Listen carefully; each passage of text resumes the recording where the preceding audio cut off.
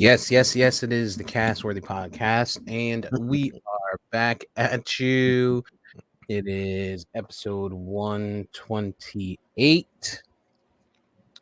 I am Big Steve, aka Last of a Dying Breed, reporting live from the North Pole, Santa's Workshop, here with EJ the Sophisticated Savage and Sir Festive Chippendale himself, the VP of Research.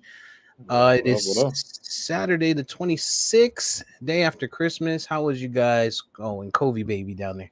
How was you guys' Christmas, man? Christmas was good, man. Time with the family, gifts, and stuff like that, man. TJ was pretty happy. What do He you got a get? lot of shit. He got a new iPhone. He needed one, and he needed a new phone. But we were trying to hold out to make it a Christmas gift, and then we got him some AirPods. I was Caved? reluctant. Yeah, I caved. Got him the AirPods, and then he got some shoes, clothes, shit like that. So I wanted to get him a couple of video games, but he has the PS5 now, and there isn't really a lot of how shit is like when the new system first drops. Sometimes the content is a little bit delayed, so looks like 2022 will probably be the year to start Mm-hmm. like actually getting your games that are Next gen games. like next gen up in the graphics and shit like that for the PS5. So yeah, but that was pretty much it, man. Got with the fam, food. Um, like I told you in the pre-production, we ordered the food instead of cooking. That way everybody ain't tired, everybody could participate, play some games, shit like that, Mm-hmm. with some music. It was pretty festive. What about you guys? Steve-O. Mine was pretty simple, man. Showered the kid as expected, right? That's what you do. It's Christmas for the kids now. Mm-hmm. Um, light evenings, Saturday or Friday night, Christmas Eve, light evening, ate, drank, chilled out for a little bit, and then Christmas Day, which is also my mom's birthday, we chilled at the crib, had some brunch in the morning, and open gifts, and then just relax, man. I bought this oversized fucking beanbag from Costco. uh and so we were just super lazy on it. And chilled out, man. Nothing too crazy, man. So me, How about you, EJ? COVID Christmas, man. Yeah. COVID Christmas. Found out I had COVID-19, and the kids were here for the uh, for the last week straight. I mean, typically they're here every other day, and then they were here last weekend, and this weekend was supposed to be their mom's weekend, but she was sick with COVID-19, so they've been around, and the two oldest kind of been having symptoms too. Haven't been able to get them tested because getting tested is like super difficult around this time. Yeah. Um, but yeah, man, we made the most of it. The baby's fine and my mom's fine, so we opened up their gifts that they had here, and then they got some more when they get back to their mom's house. And other than that, man, we just been chilling, watching a couple of flicks, distanced, and watching internet, like learning you got older kids that watch the same shit you watch on the internet is pretty weird because Mm. they're really into the Coney Island Bing Bong thing. Oh, So okay. that shit was kind of funny. But other than that, it's been cool, man. Downside to COVID, obviously is being sick. The good side to it is they get two Christmases out of it. And the silver lining is that you did pretty good through it. You didn't have any major casualties, any major symptoms as yet, right? But you're probably at the Mm, tail end now, so that's great. yep. Right Um, in time for New Year's, baby. right, to go contract it again. Yep. On a personal note, EJ, and definitely, hopefully I'm not putting you on the spot if you can't answer this, but like work wise, like do they have like some kind of Hmm. thing where like you get like time off, like that's for COVID, so that way you still can be paid to take care of yourself financially and shit? Yeah, fortunately, and they have But like I was telling you, I don't know if you caught what I said offline. The policies are they're a little weird, to say the least. But you do get administrative leave instead of having to use your sick leave. Okay. Um, but yeah, it's still a little weird because they still kind of encourage you to come in or else use your leave, which you might have it. Some people do, some people don't. Yeah. But it's just I don't know. I don't want to go too hard in on it, but No, I feel you. I yeah, feel you. I was actually at work, so yeah, I don't know. Yeah. For us, they this when COVID first kind of started ramping up back in early 2020. Um, our company made like a separate category of PTO for COVID, and so like if you had to quarantine, or if you had COVID yourself or whatever, or if you had to be home like to take care of a child or something like that, then like when you put in your time for that week, you would list it under that category, and like it counts as PTO, but not against like your own PTO. It's the COVID days that you're taking Mm. from or whatever. So I thought, I mean, a lot of and I mean, shout out to like companies, businesses that did stuff like that, man, because that shit was huge for a lot of people to be able to still take that time and be able to pay their bills and shit, man. You know, I'm pretty sure that it was a government requirement that they gave that companies that had, I think it was a certain amount of employees. Don't quote me on the exact amount, but it was a minimum of 2 weeks.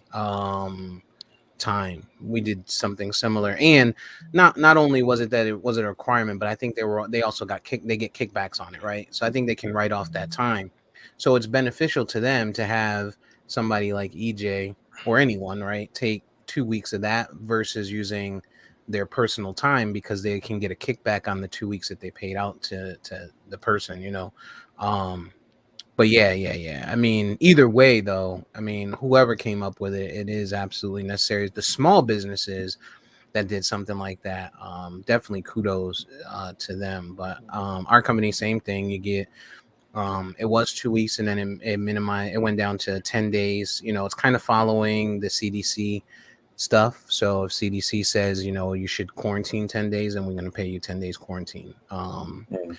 At this point. If it ever changes and goes down to, let's say, 5 or 7, because there's availability of extra medical equipment or drugs or whatever, then I'm sure they'll probably adjust it accordingly. But yeah, man, it just seems like COVID. I mean, the Marion strain is like, this shit is crazy, and it's almost to the point where, like, I'm not a conspiracy guy like EJ and and a lot of other motherfuckers, but it's so out there right now that you almost believe that they put it in something, right? Something that I just haven't, like, to me, I feel like they put it in beef. I don't eat beef. And so I wouldn't be, I'm good. I'm negative. But it's like everyone I know that does eat beef got motherfucking COVID, yo. It's Yeah. crazy. And I'm just saying that as beef as a joke, but I'm saying it almost seems like it was put out there. It is a weaker strain. People aren't getting killed. It's aren't dying from it. It's more flu-like. Um, why not use an opportunity with this strand to do uh herd immunity? Hmm. you know, I hear what you're saying, Steve. I'm not a big conspiracy guy either, but at the same, like, kind of to your point, I mean, we're seeing the results of allowing, you know, 30% of the country to basically go unvaccinated because they choose to. You know what I mean? Mm-hmm. And I mean, and when you're talking about 30%, you're talking about 30% of 330 something million people. You know what I mean? And so, we're talking about tens of millions of people who are unvaccinated, and so that allows this virus to just spread unchecked. Not to mention, and that's just in our country. Not to mention, countries in the third world, all over the continent of Africa, and in the Caribbean, South America, places like that, where this virus is basically going unchecked. and that allows these variants to spread wild like that. Mm. So we're gonna be in this shit for the long haul. We meaning not just in this country, but like worldwide. If we don't basically make people get vaccinated, and then the scary shit is that the doctors keep saying we're one or two mutations away from this shit defeating the vaccine. Each time this shit mutates, they say, oh, the vaccine is still showing that it's fighting it, so we're good.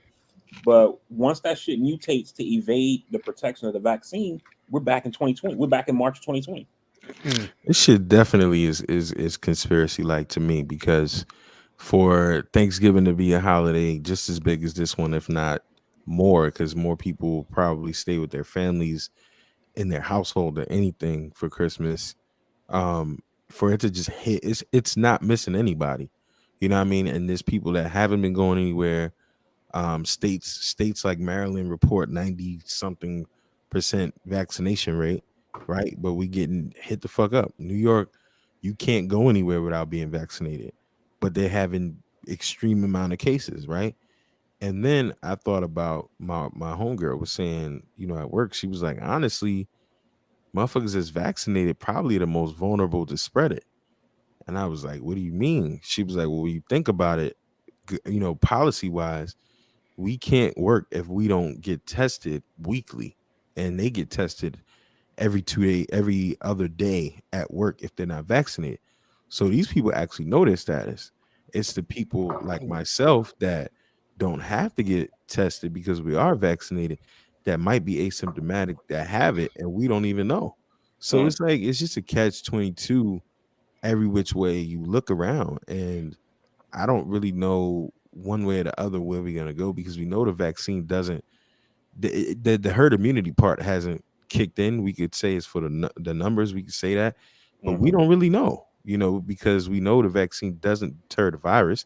It only helps how your internal person recovers from it. And I think too, a lot of people are now rushing to get vaccinated over, like I said, in Thanksgiving when I went to go get my card, it was lines and lines of people now making the decision to get vaccinated because they see it's real.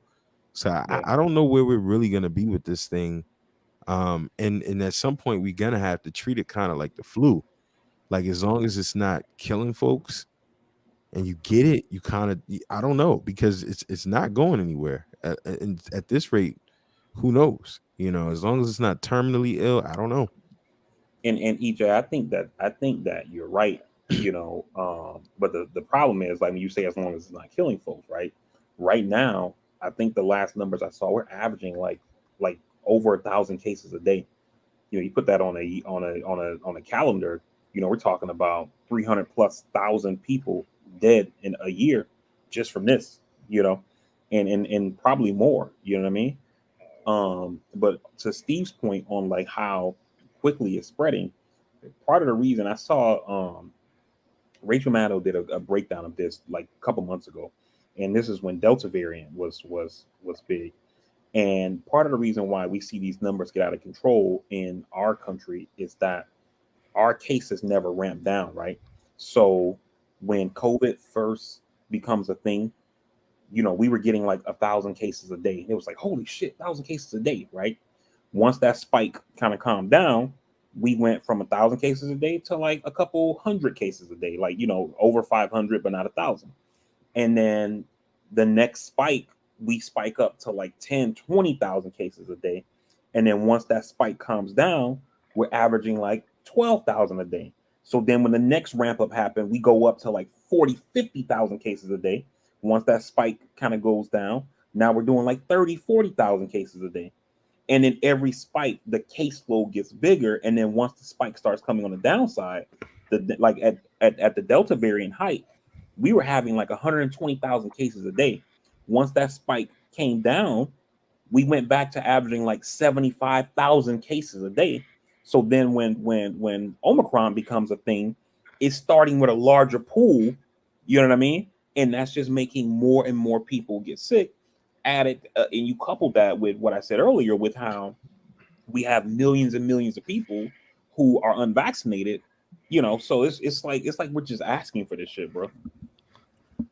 Yeah, to me, I think to EJ's point, people are getting it like crazy. There's people that I know, just like EJ was saying, that haven't done shit, haven't gone anywhere. They're kind of very minimal, like us, like you and I, VP. And I've been out a little bit more recently. I mean, I've been out in these streets, but I'm also boosted. You know what I'm saying? Yeah, And in being out in these streets, I'm also practicing taking the necessary precautions, which I think that might be part of what's happening. Is we as people, not we specifically, have gotten so comfortable with the fact that the numbers were going down significantly. The vaccines, even though there were still a lot of people unvaccinated, there was a lot of people that were, and it wasn't in the air, so people were kind of getting a little lax on the masks and getting, maybe a little lax even on washing their hands as regularly and taking those precautions. Or, maybe they go out to dinner and before they eat, they forget to, sanitize or go wash their hands, at the restaurant, or me specifically, I still use plastic fucking fork and knife when I go out to the restaurants. I still don't use their shit. And if they give me something without a straw, I need a straw. Like, I'm not putting my mouth on the fucking glass. Sure, if it's there, it's there, but I'm gonna minimize it being in my fucking mouth. right. But I think people have kind of gotten lax on, or did get lax on that, because it was quiet. We had summer, which was, people were out living life, loving life, and the cases still kind of stayed controlled a bit. And then because of that, because it was controlled, the news sees no reason to blow it out of proportion to scare us, right? So it's Hmm. not on the news. People are out and about, and then boom, here we are. And now we have, cases rising again, extreme. And so now they need a news story too, right? So Right. now we're seeing it. And I think the point that you're making right there, Steve, is a fucking fantastic one, because remember back when last year, like it was like summertime when Biden came out and was like, if you're vaccinated, you got both of your shots, or you got Johnson, you got the one, you don't have to wear a mask no more in public setting, blah blah, kind of like we've defeated COVID, right? Hmm. And that shouldn't have been the answer. We should have still asked people to wear mask. Hey, even if you're vaccinated, still wear your mask. Let's try to, because even though you're vaccinated, you can still get COVID. And like EJ said, you're likely going to be asymptomatic and be able to spread it. So let's keep the public safety health protocols in place, but just know you can feel free to go out to do shit, because you are vaccinated, but still take those precautions and wash your hands and do the things that Steve talked about, right? But we didn't do that. We just said, yo, it's fucking, if you're vaccinated, party like it's 2019. And people did that, you know, and communication is key. You got to set expectations, right? Same thing with the vaccine. Steve just said he's vaccinated and boosted. If you watch stuff like a lot of financial news where these companies are reporting things, and you look at even like some political shows that have doctors on, from the time this vaccine came out, a lot of doctors were saying this shit was going to be a 3-dose regimen, possibly with having to get a re-up every year like you do with the flu vaccine, right? They were saying that from the beginning, but this is not what the government is telling us, right? So it's just like, if, we all like sports. If you got a team that went 0-16 and you get a new coach and he says, "Yo, we're gonna win a Super Bowl this year," like, what the fuck are you talking about, my guy? If you Right. say, "Yo, we're trying to rebuild this Sounds like the team, bring the Dolphins. franchise back to its past Right. glory," we're trying to, we want to win as many games as possible, but we're trying to be 500 at least, and then build from that. Da da da. As a fan, you can be like, "All right, I get it. We were 0-16. We got work to do." But to say, "Oh, we went 0-16, and this year we're gonna win a Super Bowl," like, what the fuck are we talking about here, dog? Like, let's just be honest with people and set the right expectations, and then people can kind of know what to expect going towards the future. Last thing I'm gonna say, it in the history of this world, it's kind of hard not to, and I know I sound crazy all the time, but it's kind of hard not to have a conspiracy theory.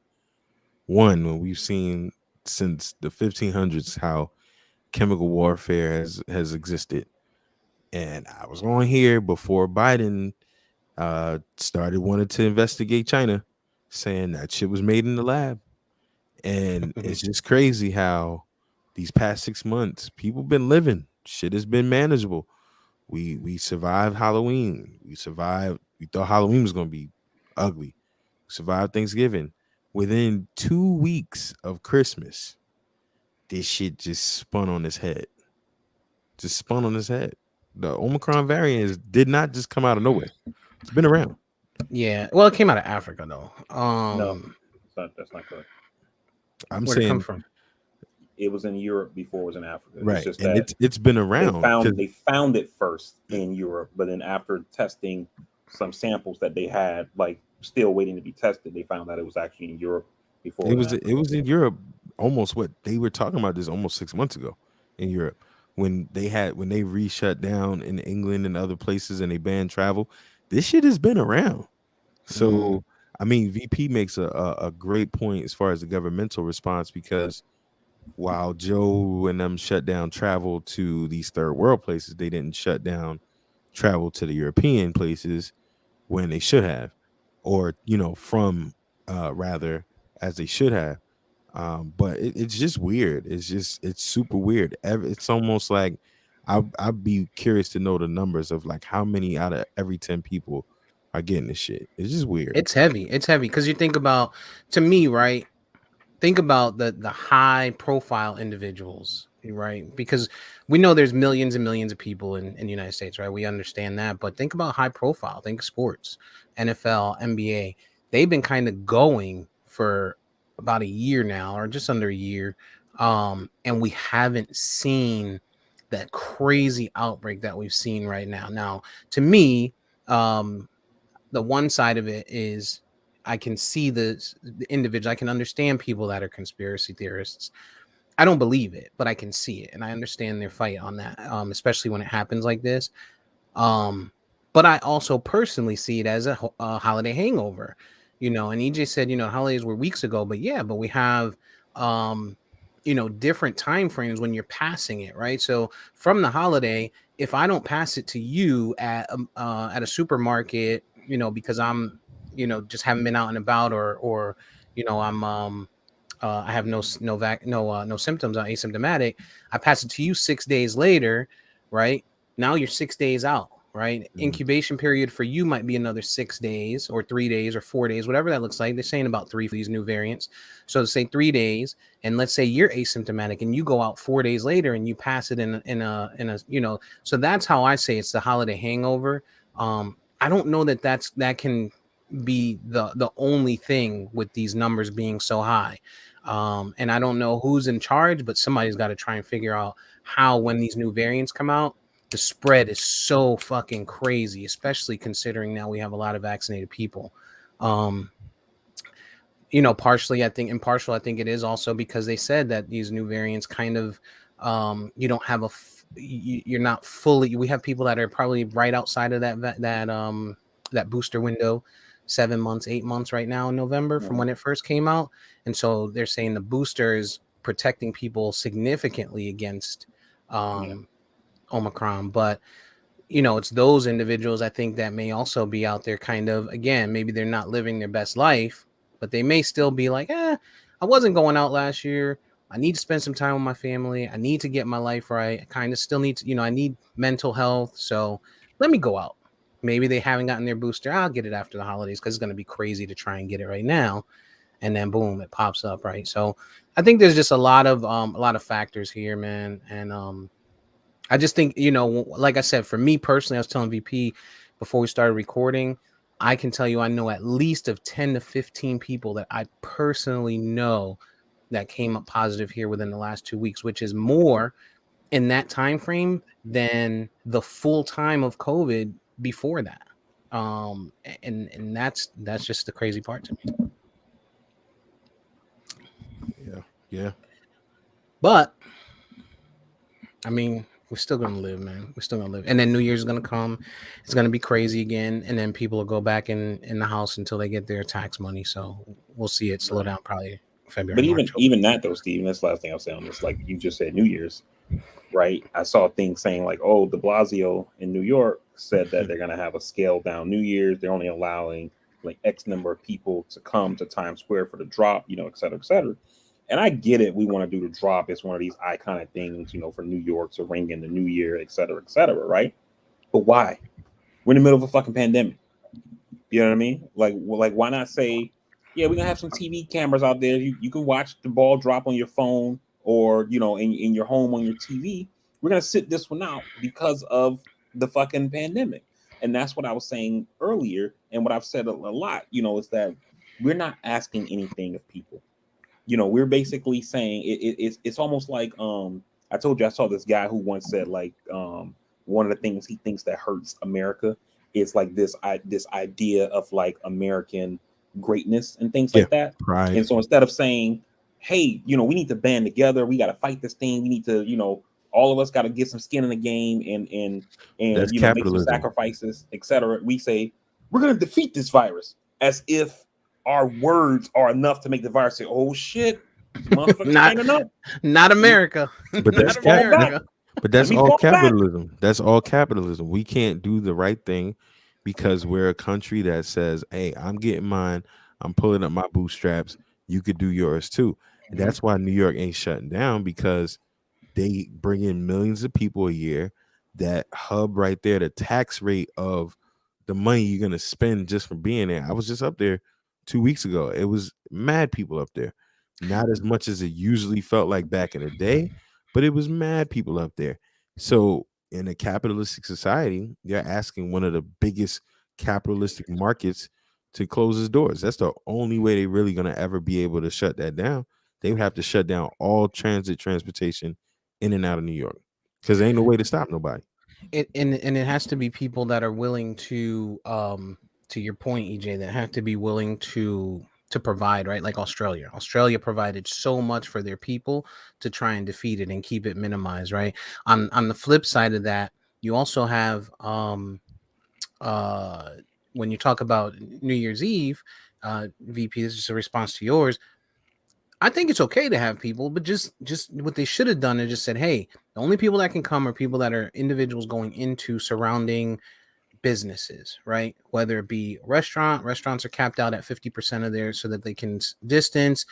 Hotels, right? So you can watch it from the windows or whatever that looks like. But the outside, people standing outside is just not, that's not going to be acceptable for It's us. impossible though. That's what I'm saying. It's impossible. The only way you're really ever gonna be able to do that. And at some point they were at the I remember when this first hit and I went up there and things were first slowing down, they were checking to see where you were coming from and where you were going. And if it was saying, saying what you were saying, they were Mhm. checking to see, okay, is Maryland a state that requires this? They were checking that. But again, you're asking millions, these are millions of people. Unless you shut down the subways, there's no way you can stop people from coming to Times Square to going out there. That's the only way you're going to be able to shut it down is to say we're locking New York City down, period. Well, police presence, right? You got to have police presence, but right. And so VP made mention of people traveling to Africa and here, there, and everywhere, right? But you know, we live in a country, the United States, where people it's what benefits them at the time, right? So when Trump talked about shutting down borders, no, we got to let people in. This is not fair, right? But we're talking about, hey, all these third world countries and all these countries are unvaccinated, and we're really trying to defeat this shit. Guess what? You can't come. Period. Yeah, but they didn't do that with Europe. And No, that's I what agree. I agree. I'm saying that it didn't happen, right? That's what if you're, it's like we said when people were up against Colin Kaepernick, EJ, you can't be against Kaepernick or just the NFL, right? You have to tackle everything. So if you're trying to Mhm. fight this virus, you can't just be like, hey, you can't go into public places without a mask, but you can fly into here from fucking India or Jamaica or wherever, right? Mexico, wherever, right? Sure, they have the ability to be vaccinated, but what's to say they are? These cruise lines, sure, I mean, we want to get them back into business, but guess what? You can only cruise on the water. You go out into water, you come back. You can't go to these countries. If you go there, you'll be held accountable by the government or by whoever governs you, whatever that looks like. I mean, there has to be something, but you can't be halfway in, halfway out. Again, No, I mean, I hear you, Steve. But only way to stop New Year's Eve in New York City is to shut the city down. There's no other way.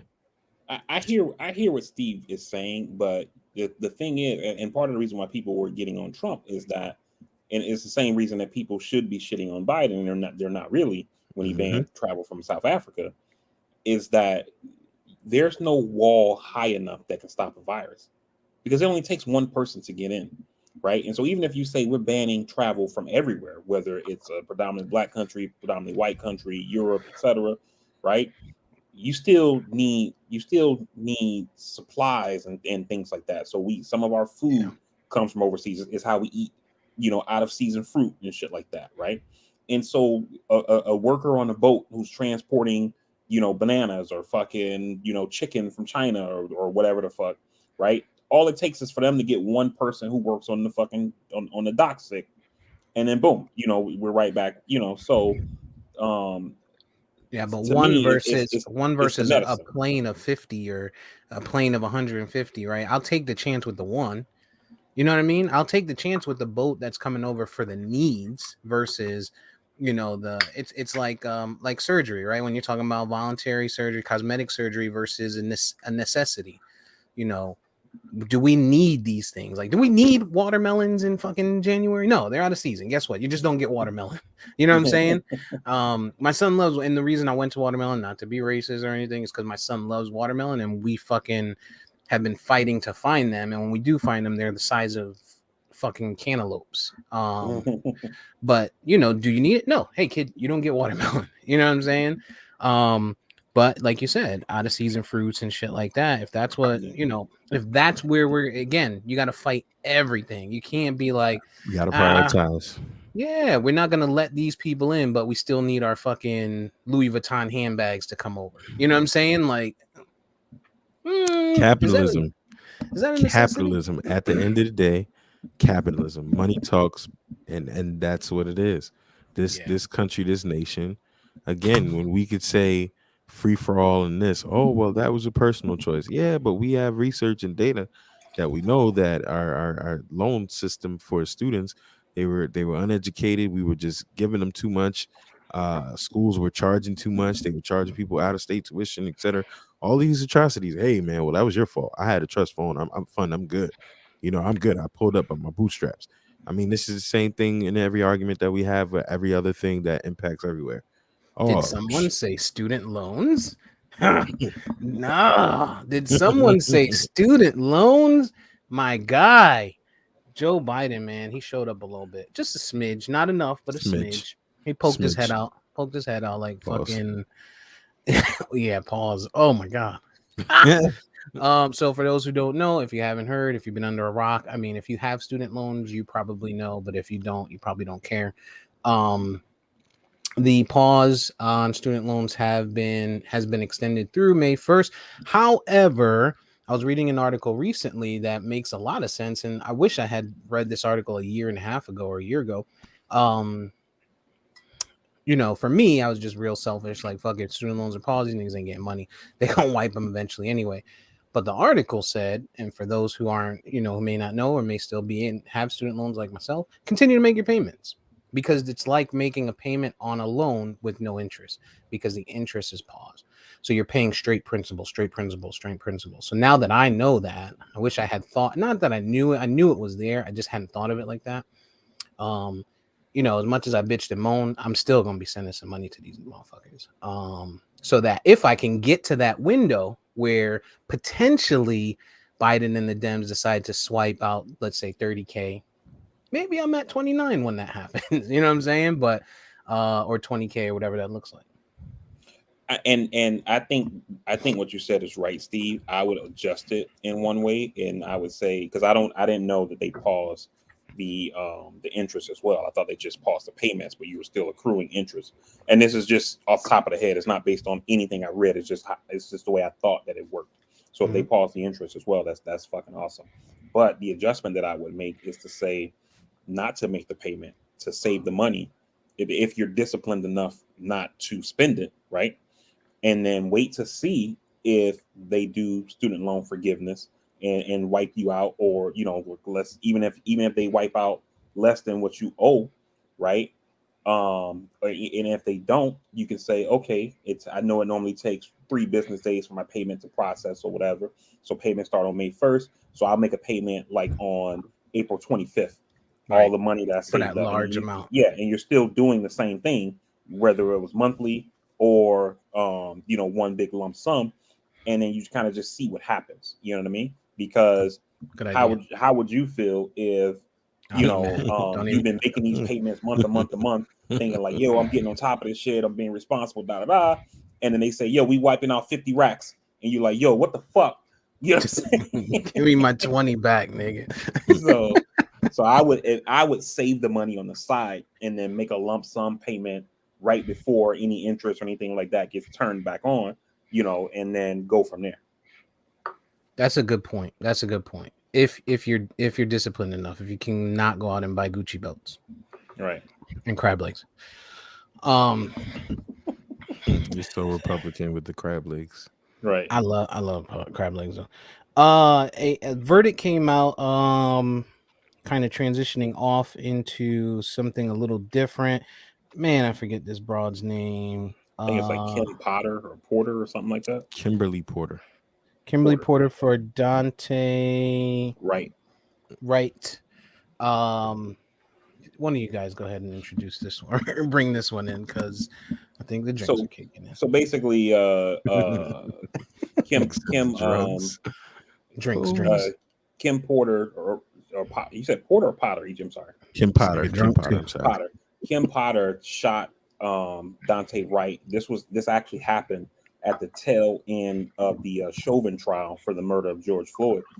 She shot Dante Wright in Minneapolis, and Minnesota is wild. yeah, and she says that she thought that she was reaching for her taser, but she actually pulled the gun and shot him and killed him. They put her on trial for both first and second degree manslaughter, and she was found guilty on both counts. The thing that was kind of surprising for me is because I actually didn't follow this trial as closely as I followed Floyd, and I didn't follow Rittenhouse as closely as I followed Floyd, and I didn't really follow this one at all until I heard the verdict was announced. But the people who I saw in the legal community who would talk about it on like political shows that I watched, they basically all collectively agreed that one, it was a very tough case to begin with, and two, they thought that the prosecution not only had a weak hand, but presented a weak case. And they were basically shocked that the jury convicted on this. I mean, it's still justice, but they were saying like they think that the prosecution basically got lucky here. But regardless, she was found guilty on both counts of manslaughter, and she's gonna be going to jail for some time. Yeah, this was the instance where she was a training officer, supposedly training someone, and when she pulled over Brother Wright as a traffic stop, supposedly he had warrants, but she yelled taser, taser, taser, and actually pulled her gun and shot him. And this was one that we were talking about, and we didn't really have a lot at that time, but it was just like, okay, you're a training officer, you've been on a job for centuries, and somehow you mistakenly used your firearm versus your taser. Right. When we all know it feels completely different. So yeah, I mean, it is what it is, man. Fuck her. I mean, I know she has family and all of that kind of stuff, but it was wrong. Here's the thing, right? She's been. I can get along with someone who says I thought I was grabbing for my taser, for someone who's been on duty or on the force for a year, right, or 2 years or something like that. But she's been in. I'm trying to find the exact time frame, but it was either 16 or 18 years that she's been on the force. It's almost 20 years. Right? And so you're telling me that in this amount of time, you still don't know, with your dominant hand nonetheless, which of the two, which is which, right? I can feel the difference in two pistols. if you give me a full size and a compact, you can feel the difference in two pistols, let alone a taser and a pistol. Come on, man. Not even that. When you're holding a weapon, you can feel the difference in weight from a weapon that's loaded Right. with ammunition with a magazine inserted Mm-hmm. versus not. So I can't imagine how you couldn't feel the difference in weight from a fully loaded pistol to a taser that only weighs a couple ounces. You know, like that excuse never jived for me. Yeah. And then the fact, like EJ brought up, the fact that you're a training officer, so like what the fuck does that say about the rest of the Minneapolis Police Department? She's the You union know, president. She's the yeah, union like president. it's too much, man. So I'm glad that they found her guilty. The thing that bothered me about this decision, and it's something that happens in every case, and EJ probably can speak more to this given the work that he does. But when the jury first went back, they deliberated for 2 days, and they came back to the judge and told the judge that they can't reach a decision. Just like they do in all cases, the judge asked them, hey, go back and just please try again, so we can bring conclusion to this case, and then they came back with guilty on both counts. And so I'm like, I don't know if it was one or two people holding out on not guilty, but I always would love to know like what happened in that room. Like, is it motherfuckers like, man, I can't be here another day, man. Fuck it, guilty. Because this is somebody's life we're talking about, right? So so while I thought that she was guilty, like I would hate for it to be decided kind of like in this haphazard way. You know what I mean? Where it's like, man, shit, yo, I got tickets to the game on Saturday, man. Fuck that. Like I'm going with y'all. What y'all want to do? You know, you see what I'm One saying? of my favorite movies all time, 12 Angry Men, I bet. 12 Angry Men. Mm-hmm. One of my favorite Love movies that all movie. time. Fonda, Love it. it's a classic, and the remake was so bad. Yeah, But you got. If you ever seen it, Steve? No. 12 Angry Men, If you watch it, you have to watch the original one in black and white. it's one of the Phenomenal best fucking movie. American films of all time, no question, and it speaks exactly to what VP is talking about, and that's human element, it's human behavior. The whole jury system, you're putting 12 people in a room that don't know each other during these times. They're away from their families, and then there's always bias. There's always Mm-hmm. there's always issues. So that's the you're right, VP. I mean, that's the element of the American justice system and justice system in general that's always in question, man. It's tough, but in this instance, it justice was served, man. I mean, and it's Slightly. yeah, I mean, Slightly. it's tough to say what she was thinking, but I don't know. I want to backpedal on a couple of things here. 26 years she's been on the force. So I just found it. 26 years. She's been on the force. That's one. Two, the mayor called for her to be fired. They didn't fire her. She made $90,000 last year. Hmm. Okay, so she hasn't been fired. I want to see what's going to happen now that she's been found guilty. They did send her directly to start her sentence immediately, which is different. We usually see these privileged individuals get, especially around holiday time, get placed with their families. Oh, you can start your start your sentence after sentencing. No, they put her right in jail. So I absolutely commend them on that. But I do want to see, one, does she get fired? Number two, does she lose her pension? Right? Because being fired is one thing. Losing your pension of a lot of money is a huge, or potential life-changing money for the rest of your life is different. Sure, she'll still have whatever she's banked, her 401k, all of that stuff, but pension, that's a huge thing, especially when you're talking about something like this that can be conduct related. And then lastly, they tried to lean on, VP, your point, they tried to lean on religion. She's a God-fearing person. She would never hurt anyone. Mm-hmm. It's dangerous, man. It's dangerous. And she made her her Kyle Rittenhouse, the white woman got caught, angry face with the crying with no tears, Mm, like that shit must be like DNA based or something, you know what I mean? Like you yeah. just like activated on command and shit, like ugly face, cry, no tears, and it's like I don't, and maybe just because it's more white people that usually serve on juries, and so maybe they can relate because I'm watching it like, bro, are we serious here? Like, Yeah. come on, dog. And then for the first degree, the highest penalty it carries is 7 years. Yeah, So, I mean, you're not because it's usually gonna get a lot of manslaughter. manslaughter, right? Yeah, because it's manslaughter.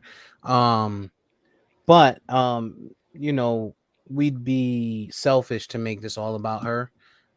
We need to send wishes out to his family. Dante Wright, he had a young child, and that is probably the hardest piece, knowing that this poor child is gonna grow up without a father. Mm-hmm.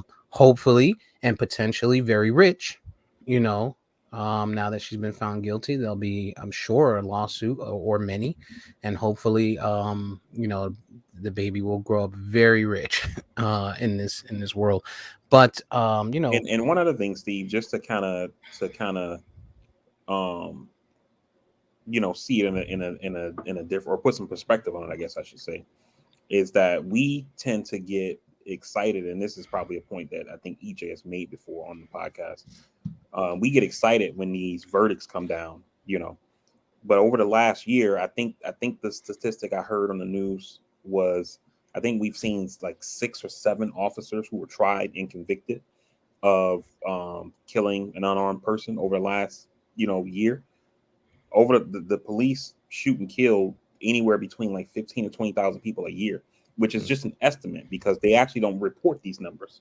right. And the FBI tried to start tabulating these numbers a couple years ago, and they found resistance from police departments and sheriff's offices throughout the country, where they wouldn't even give them the numbers. And for me, that's something that I found to just be fucking totally disgusting, reprehensible, like any word you want to use for bad or whatever, gross, is that you have a government agency or government agencies that won't tell us how many people they kill a year. Like, I bet if I called McDonald's corporate office and said, "Yo, how many cheeseburgers you sell with extra onions, pickles, and mustard only?" They could give me those. They could probably, punch up a computer and give me those numbers in 10 seconds. You know what I mean? But we can't. The government is unwilling to tell us how many people they kill a year. Like, that's fucking insane to me. It's Gestapo like. It's literally Gestapo like. It's like, we have our own militarized state here in Kentucky, in this county. We might report to the state. They haven't asked. We don't know. Whatever. I mean, it's literally Gestapo like. It's just like we Yeah, do whatever we want to do, and it is what it is. yeah. It's alarming. Devil's advocate, I think that's a slippery slope too, though, because we have people like because we have individuals who, anytime someone dies in the hands, by the hands of the police, that the police were in the wrong, right? So, just playing devil's advocate, it's a tough one. If you were to put all those numbers out, you don't have video for all of them, people are going to jump to conclusion. I It totally disagree with that. Yeah, I know you I do. don't. I Of don't course you see do. it. Of course The you I guys get, do. police, I like, get, I get what you're I get leaning what you're to, saying, but I mean, we're just reporting the facts. Like, if it's a right? justified shoot, it's a justified shoot. The court of public opinion is always gonna have their opinion, but it's just like, how many people did you help today, customer service wise? Well, how many people banged on you and said they were dissatisfied? Okay, it might not have been your fault that they're mad as shit. They didn't realize they subscribed to this amount of channels, but this is the reality of the fact.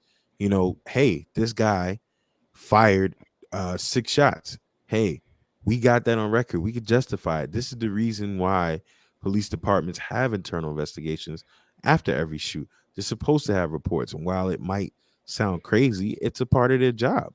Right. I It's just mean, a we part of your we job. we give law enforcement awesome power. They have the power to take away people's freedom and the power to justifiably kill somebody if the need arises. And for them not to tell us how often this happens, like, that's insane to me. That those are numbers that are not readily available to the public. And part of the reason why is that you can look at those numbers. You can use. I listened to this part of his podcast the other day, and it was a guy talking about, like, why he loves statistics and how statistics can help you find, more information than even what they're talking about. And in his case, he was talking about like insurance rates, right? And so he was saying like this is how they found that insurance companies were using race as part of the insurance premium you pay. He was like, because once you start controlling for all the other factors like, age, type of car, how many miles the person drives and stuff like that, the rates were still like drastically off. And the only other thing they can see that was a difference was these drivers with these higher rates are black, Hispanic, etc., and these ones aren't. You know what I mean? And then they use that data to then go to the insurance company and say, "Yo, you guys got to do better. Like, what the fuck?" You know what I mean? And the same thing can happen with police departments, and not necessarily even saying for race, but if you got a police department that is reporting, oh, in our area crime isn't high, but then they're killing, a bunch of people per year. It's like, yo, what the fuck's going on here? This doesn't make it. These numbers don't correlate. You know what I mean? But it's crazy to me that we can entrust the government to take away freedom, to take away life and liberty, but they can't tell us about it. Like, no, dog, I can't. I understand what you're saying, but it makes absolutely no sense to me at all. See, but I think that brings us back to everything, right? We're 50% in. Do we need everything? If the government, there's a lot more worse information the government's holding from us than police officers shooting people, right? There's a lot worse. TJ's point. What's really going on with this pandemic, right? We're being told, oh, we think it was, it's potential that it was created in, in China, oh, we think it is, actually we found proof that it is, but we're not sure. Okay. What's really going on with this fucking virus? Like, tell us the truth. We can't be 50% in and 50% out. We can as people, as individuals, but it just sounds bad. And to me, right, I think about everything. And I think about the positive, the negative, and just, again, being devil's advocate. Would I like that information? Yes, I'm on you guys' side. I would like it. But playing devil's advocate, I can understand not putting that information out, especially because there could be a lot of holes in the information. There could be a lot of holes in reports and things of that nature. So I absolutely agree with you guys. We should have it. We should get it. But again, devil's advocate, because it's no fun if all three of us are just saying, yeah, we all love that. We want that, I can understand. As somebody, but Steve, as somebody who was in, the military, who for the job that I did had to have a security clearance, I understand the need. Right. I did communications. Right. Okay. But I understand the need for government secrecy. I'm saying that this isn't the secret to keep. I understand that there's some things that the government probably should tell me about the aliens, nigga, since you've been in the fucking military. Since you know about Area 54. What is that? Right. Studio 51? Studio 54? It's called Area 51. Area 51. Right. Give me some information, Will Smith. But yeah, like, I get it that there's a need for the government to keep secrets, right? But the amount of people that they kill, that shouldn't be the secret they keep. You know what I mean? And let's be clear, we're also not talking about the centralized government. It's the inability of the centralized government to get this information from local governments. Right. And again, I go back to the point that this should be every local jurisdiction's departmental job. And I'm sure the big agencies like New York, LA, Miami, I'm sure they provide some data, because I would hope so. But the fact that there are municipalities around the nation, we don't even know how many it is exactly or where they are. But the fact that this information is being held from the federal government speaks to a larger point. Me and Vari always talk about the decentralization of the government and taking away the powers in certain instances and not in certain others. But that's the fabric of this country. That's the politics of this country.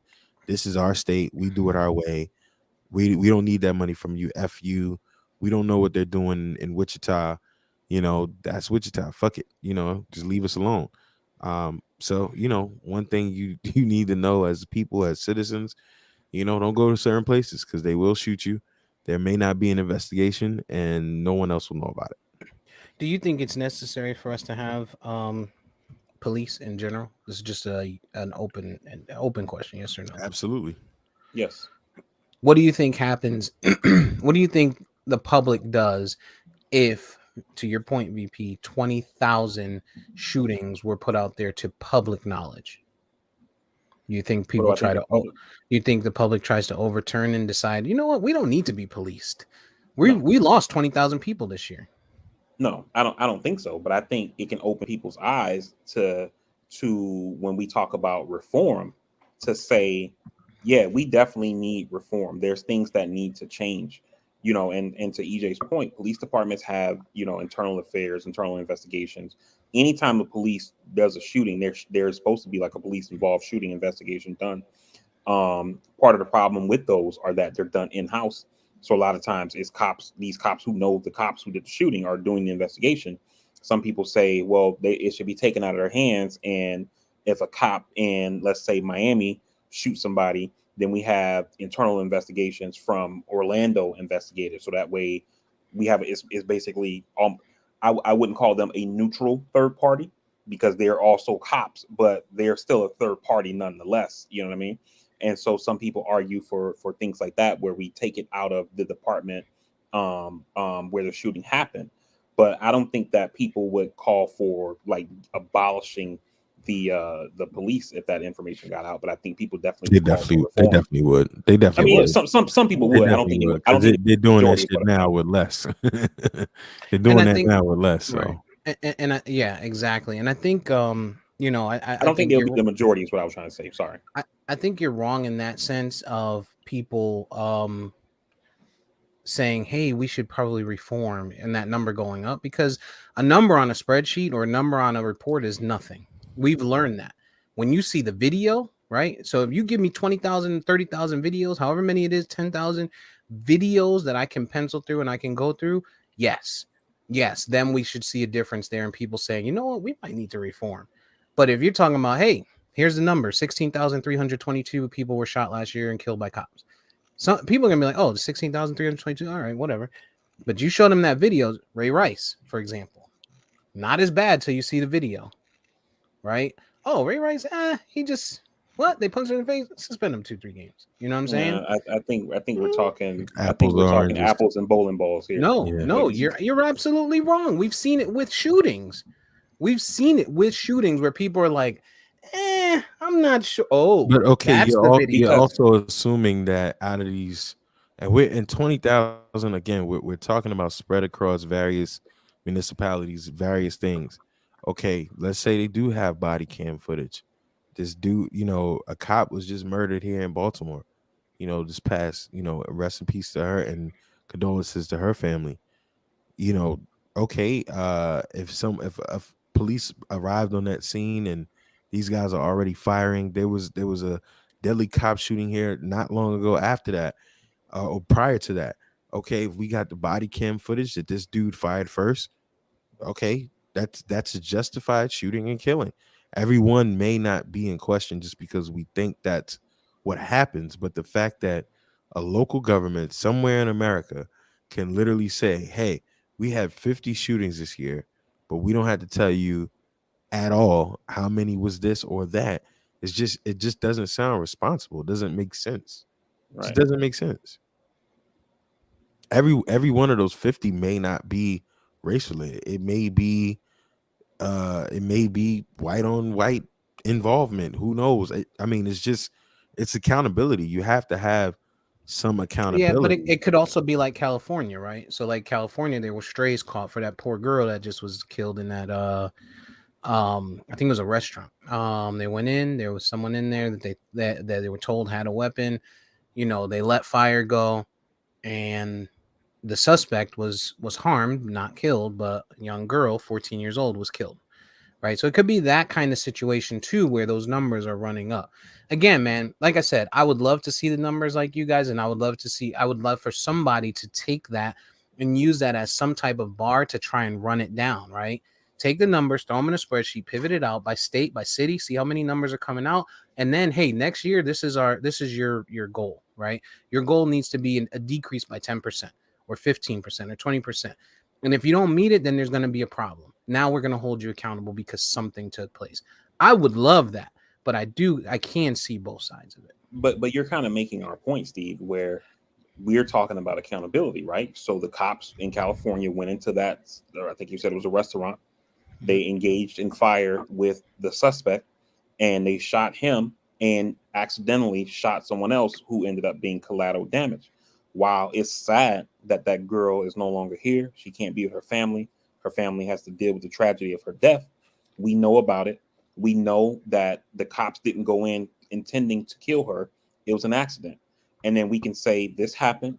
Let's try to train our officers better. Let's get them on the range so they can shoot better. Obviously, there's going to be some compensation to that girl's family. And I don't mean to say this in a way like all nonchalant, like, yeah, they're going to just give them some money, so it's all good. You know, I don't mean it that way. But what I'm saying is that the accountability piece of us knowing this happened, how it happened, why it happened, we can learn from it and try to do better instead of saying, oh shit, we shot this person, you know, nothing to see here. Let's keep it moving. And then everything's done hush hush behind the scenes in some room where nobody knows anything because everything's hidden behind, you know, non-disclosure agreements and shit like that. And that's the same thing with police chases in certain cities. Hey, we know the numbers of how many times we engaged in a car chase and it ended up fatal to citizens not involved. Well, guess what? When you're within city limits, this is what you're not going to do. You're not going to engage in the chase because we know the data shows there's collateral damage everywhere. So it's just, Right. and I don't even think that, you know, it's in the negative all the time. Unfortunately, to Steve's point, the jury of popular opinion may take it that way, but you gotta have something at some point. Right. You niggas is just nosy. Yo, so EJ, your nickname for the week is Covi Baby. There was a not to be confused with Hovey Baby. There It's was Hobie, baby. yeah, there was a audio piece that came out for Alicia Keys on, I think it was Drink champs. no, this was hold on, I have the app myself, so I just want to pull it up so I can. Breakfast Club. No, relax. It was Clubhouse, the Clubhouse app, where individuals get into a room, they kind of start chit chatting. You can set speakers on the stage, and then you have people just listening, right? Where it was Alicia Keys' room, she was talking about her album release, etc. Jay-Z just happened to be in there. Alicia Keys, we know, is the wife of Swiss Beats, who is a majority or a founding father, him and Timbaland of the Versus battles. Before you continue, can I ask a question?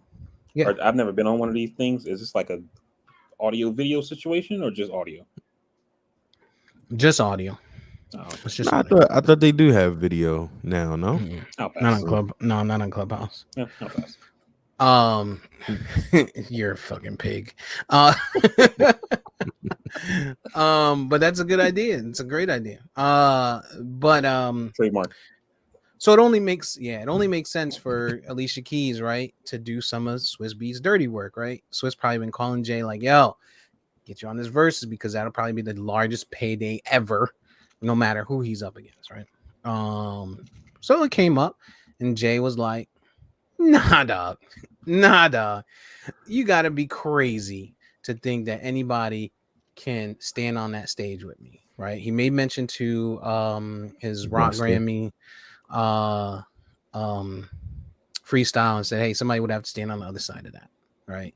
And deal with it. And he said, no, it's impossible. It'll never happen. It can't happen. So now that, caused an uproar all over the place. People are saying, oh, what are you? Busta Rhymes can do it. Oh, Nas can do it. Oh, Lil Wayne can do it. I want you guys' thoughts. So I didn't. Let me go first, EJ, because you guys are going to speak more definitively on this topic, given that you guys are more musically inclined than I am, especially to up north shit. But I am a Jay-Z fan. Shit. I think Hove is right. There's people you can put on a versus with him for entertainment value, right? Like a Nas, you know what I mean? You can put Drake up there, and two legends going at it. But at the end of the day, Hov is right. I mean, Drake got hits. Don't get me wrong. Like if they going hit for hit, I can see like, oh yeah, Drake got that one, Hov got that one, et cetera, et cetera. But on when we're talking about, kind of like a macro level, 30,000 feet, I mean, Hov's right. Steve-O? I'm gonna give you the stage because you know how I feel, but yeah, there's Steve can tell you that for at least probably whenever that Nas and Jay-Z beef started, let's say 2004. Let's say from 2004 to 2000. That was before that. Was it? Yeah, because I was stationed in North Carolina when it happened. Yeah, it was probably like 01. 01 to like 03. Yeah, it was probably okay. 01. Let's say 01 to just from 01 to 2007. I hated on Jay-Z. Right? I just hated on him for good reason and many other reasons. Primarily, being from New York, Nas is closer to my heart in geography of upbringing, right? So naturally, if you're a Queens person, you're gonna ride with Queens versus Jay-Z being from Brooklyn, right? Even with that said, I'd have to be an idiot to believe that in the scope of verses, where verses is basically a concert on stage, I'm playing my best music, you're playing your best music, and the people that are not physically present, while there might be some people physically present, who enjoys it the most and which songs make us enjoy it most? Busta Rhymes, we've been on here. I think Busta should go against LL, but at this point, I think LL's just scared to do it because I think he's very sensitive about his work and wouldn't want nobody to say nothing crazy. And he wears his heart on the sleeve. He's a very emotionally open person, in my opinion. And if I don't know that he would like that. Plus, he still performs live all the time.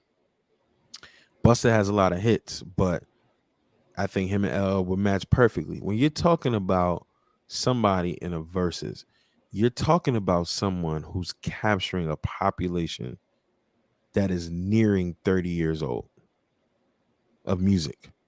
Jay-Z's best music in his first album dropped in 96, right? Reasonable Doubt. Which that album alone, classic. for people that are 30 and older, it's a classic. It has bangers. And then this guy goes on and on and on and on. So you literally do not have many people. You can say Drake. I first time I've ever listened to a Drake album entirely was this year. So I know of the hits, but I don't know of the deep album cuts. You know what I mean? And a lot of his bangers are features, but are they all-time classics? When you're talking about a versus, you're talking about somebody that could be 55 to 25. And Jay-Z touches all of that.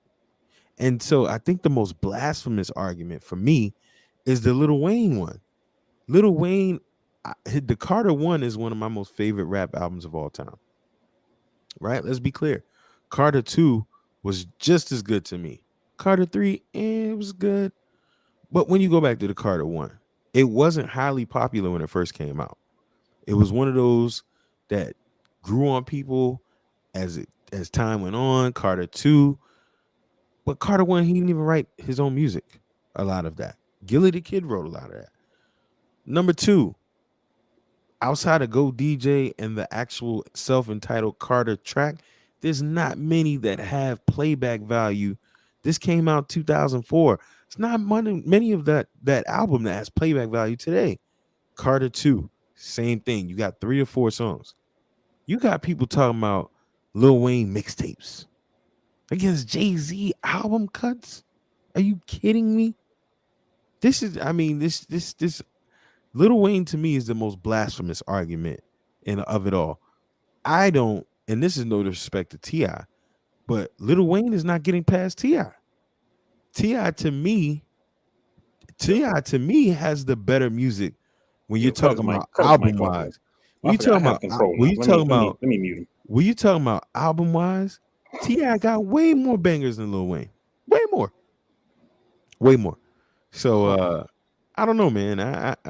Listen, this the Little Wayne being put in the discussion, it just has to stop. Has to, please. I know people from the South feel like they gotta feel like, and people are rehashing this South versus North rap. No, like stop it. Little Wayne. Can you really sit here and tell me, VP, that you believe T.I. don't have smoke for Lil Wayne?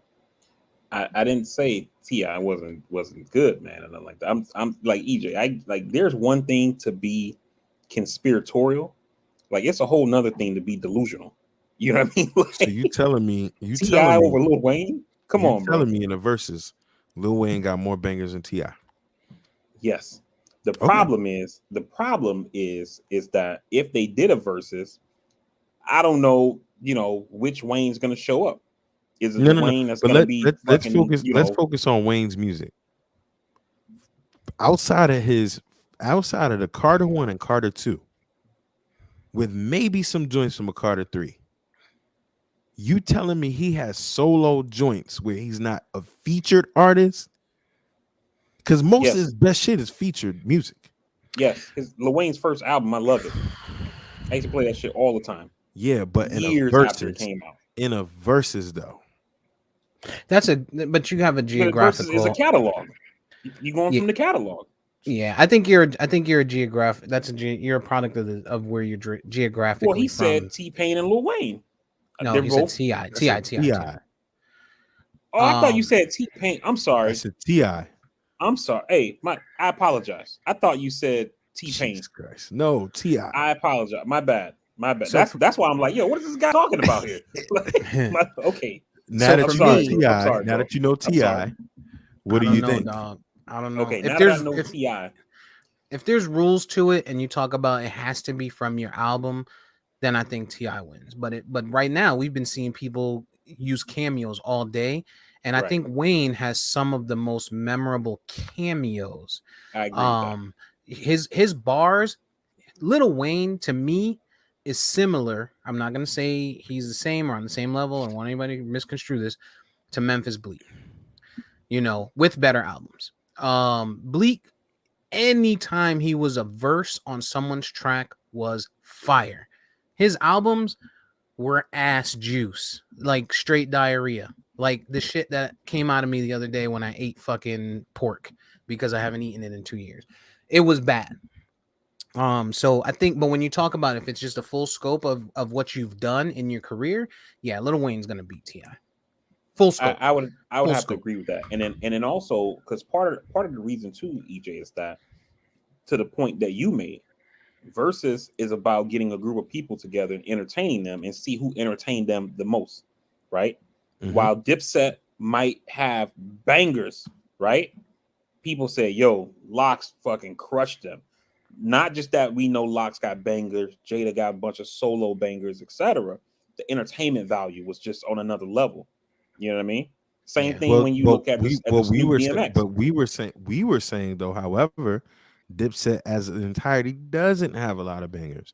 They literally only had one collective album to go from that was really good. Literally. Yeah, but Yeah. then they were pulling shit from their solo projects just the same way Locks was. Yeah. Yeah, I and think you guys are going off topic.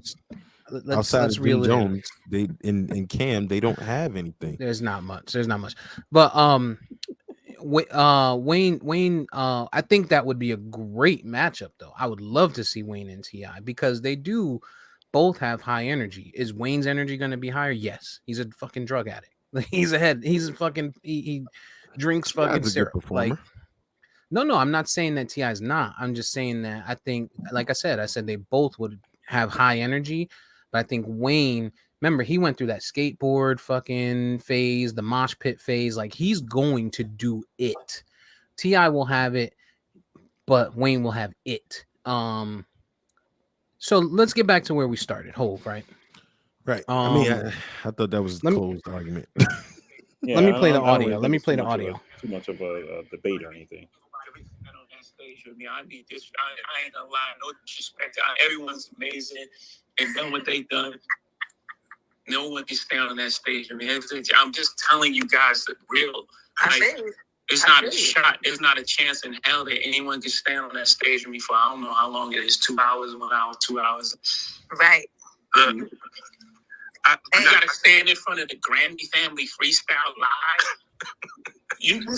No one's ever even seen me perform that. Like you gotta stand in front of that. That ain't gonna never happen, man. Let's move on from verses and let's talk your shit, Ho. get back to the this King's album. Talk your shit. I think. See, I wish you wouldn't have played the audio. I don't like that. I don't like what I just heard there. Yo. Of course you don't. No, let me tell you why. Let me tell you why. Right. When we talk about football, both of you guys know. Here we go. I fucking hate Tom Brady. This is going down. He is an arrogant fucking piece of shit, right? But the motherfucker's arrogant for a reason. You know what I mean? You got the jewelry, all them comebacks, et cetera, et cetera. So when he talking shit, I don't like it, right? But ain't a lot I can say besides the tapes. But that's neither here nor there right now. So I don't like how Hov said, I don't mean no disrespect. Fuck that. Ain't no disrespect. It's facts. Nobody can stand on stage with me. That's just it. Hov, hey, how about you do the verses? You know, da. Look, I love what y'all doing that verses. I think it's something great. It's getting people music out there, you know, da. But I can't do verses because there's nobody who can do verses against me. That artist doesn't exist. The only person, you know what I'm saying? And then, right. Like you don't got to self-deprecate and be like, I don't mean no, I'm just saying that. Fuck that, dog. You know what I'm saying? That's a good point. Let me say this. There's no need for me to say how much I like Hov or appreciate Hov as an artist. We know. Yeah. When you talk about 20 tracks, right? There's a lot of people that have 20 tracks. They have 20 dope fire tracks that at that time when they came out, those 20 tracks can be 100% bangers, right? The people in that list consist of Drake, maybe Nas. I'm running out of people, right? It starts to get slow at that point. The only person, if I'm Hov, right, I'm sitting here and I'm like, listen, if I'm gonna get on verses, I need you to have 50 hits. I need you 50. We doing 50 or we doing 100, and there's no one out there. The only person that can do that, besides the legends, the MJs and stuff like that, which you would never match him up against, is Beyonce, his fucking wife. That's it. And you would never really match up a Beyonce and a Jay-Z in a verses. But I think she's one of the only ones for that time frame, that same time frame that Hov was in, that can truly say, yo, I could stand up there and put 50 hits up. Individual, cameos, groups. Like, what you want to do? Yeah, you Other can't. than that, you're talking about 50 hits. I think and Hov got right, him. I think you're absolutely right. I mean, you guys know Blackout was my favorite Jay-Z album. That's 13 tracks, right? Like he could play all 13 of those tracks and win every round. You know what I mean? And that's off one album. You know what I'm saying? Just about. I mean, Reasonable Doubt in itself, the Dynasty, you got to think he did a compilation album. He did a compilation album, The Dynasty, that has all-time greats. Has some hits. Big Pimpin', for sure. I mean, you talk about Free, even his verse on Free. If we talking features, I mean, his verse on Freeways, John. What we do? I mean, the only way Jay-Z loses a verse is if he forgets his catalog, picks the wrong songs, and he's still gonna beat your ass. And that's one thing, and that's the other piece too, right? We talk about Jada, and we talk about Jada's preparation against everyone he touches. There's no way Hov is gonna go up there unprepared at all, right? And that's gonna be the other piece. We know this guy is arrogant. We know he, for a reason, right? And we know, and the last piece that I'm gonna say to it is when people are on verses, you got to understand there are certain people that go on verses and they have tracks in their back pocket when they need a point, right? Cameos. What do they pull out? They pull out their whole verse. Yo, pull the whole verse. I need a point. Pull the Drake verse. I need a point. You know what I'm saying? Those guys, they don't do verses, dog. They don't do verses. Like I got a Kanye track. Pull a Kanye track. Like that. These guys don't do verses, man. My only problem with this debate is Lil Wayne. And I mean, when we go into it, I'm looking at Billboard's 20 hit songs for Lil Wayne. Lollipop, I'm like, But that's Lollipop. Billboard. That's No, Billboard, no. though. But this is one of his again. Yeah, Lollipop's you're one of right. his You're biggest right. You're right. records, right? The women love it. I know The where you're women going. love it, right? Lollipop. There's nothing there for that. A Millie. There's nothing better. A Millie. Jay-Z has 20 songs that's better than that. Mrs. Officer. Love the song. Another one is bangers. 6 foot, 7 foot, 8 foot. oh, that was my Nice. shit right there. Nice. Jay-Z has a million songs. Bedrock. That great song. Great song. I mean, and all these other ones I'm looking at, I don't really know. Mr. Carter on the Carter 3. Hey, Mr. Carter, who Jay-Z's actually on that. He's one. on that So track. you can't even play that. Oh, sorry. Go DJ, one of my favorite songs. I know it lyric to lyric. One of my favorite songs. I'm giving that a point just off sheer love, depending on what Jay-Z plays. Depending. Stunting Like My Daddy. I love that song. Yeah, that's a good. But yeah, it that's a ain't banger. beat. Leather so one of the best songs. But Jay-Z has a counter for everything you got, bro. They don't got them single on there. I didn't see that on this list. I mean, Again, that's off a mixtape, but still, that's a fucking banger. That's a banger. And it could win a point if Jay-Z decides to give one away.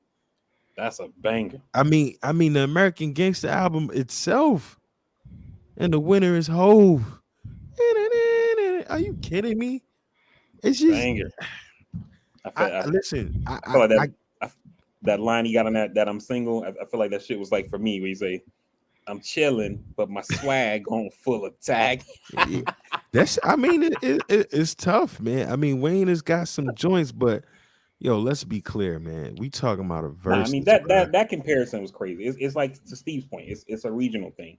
People from the South, people from New Orleans, and shit like they like, oh Wayne, you know, and you know it's fine. You want to rep your city and shit like that, but I mean, there's a difference between you know being a fan and being delusional. You know what I mean? Exactly. And you know, supposed to be a difference. Yeah, and if you're saying, you know, you got to do a Lil Wayne versus Jay-Z, you're out of your fucking mind.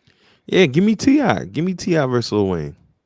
Yeah, give me T.I. versus Lil Wayne. That's a great battle. I was gonna say I would absolutely love to see that. Because people sleeping on what T.I. got. T.I. got this. T.I. got bangers. T.I. got the bangers, man. And he got album cuts. Yeah, if you're talking about individual tracks, like if I'm T.I. and I'm going into it, I'm like, yo, don't play nothing that's not on your album. And T.I. is gonna beat a lot of motherfuckers that way.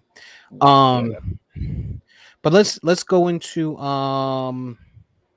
bingeables, man. Before we go into bingeables, what are we missing? I know the government's on recess right now, VP, but from the on the political front, not a lot happening, man. I try to keep it light here. Basically, like you said, a lot of Congress and they're out for the Christmas break. They'll be back in the first week of January. Biden, according to him, is still negotiating with Manchin over Build Back Better, which I think is why Manchin says he's still open. Biden said they're still talking, and I think that's probably why Biden let his underlings shit on Manchin and didn't personally shit on him himself. But Manchin's basically, you know, his pussy hurts right now. He's like he don't like the way people are coming for him over killing this bill. That was super sexist of you. No, I'm just saying, man. You know, he's saying, you know, he don't like the way people coming for him. You know, it's like, I mean, I get it. I wouldn't want people to come for me either. You know, had I fucking took money out of their pocket by killing the child tax credit, you know, had I, you know, fucked them over on, you know, electric vehicles and senior care. If I was a senior and I was expecting to get hearing aids as part of Medicare, you know, insulin. I mean, why insulin caps? You know, like why would I fucking, you know, come on, dog, like get the fuck out of here, bro. So you know, that's kind of what's going on there. Steve already mentioned the pause on student loans going to May 1st. A lot of the folks, you know, usual suspects are saying, hey, we appreciate you doing that. Let's go ahead and cancel 50K. You know, so that fight is still going on. And then I I don't want to necessarily say lighthearted, but some disrespectful shit happened yesterday with Biden. Him and the first lady did their thing where they call like 10 people who do the Santa tracker at NORAD. I'm not sure if you guys are familiar with this, but NORAD is like it's like an area. I think it's like in Colorado or North Dakota or something like that. And they basically monitor all the airspace for the whole country, looking for threats and things like that.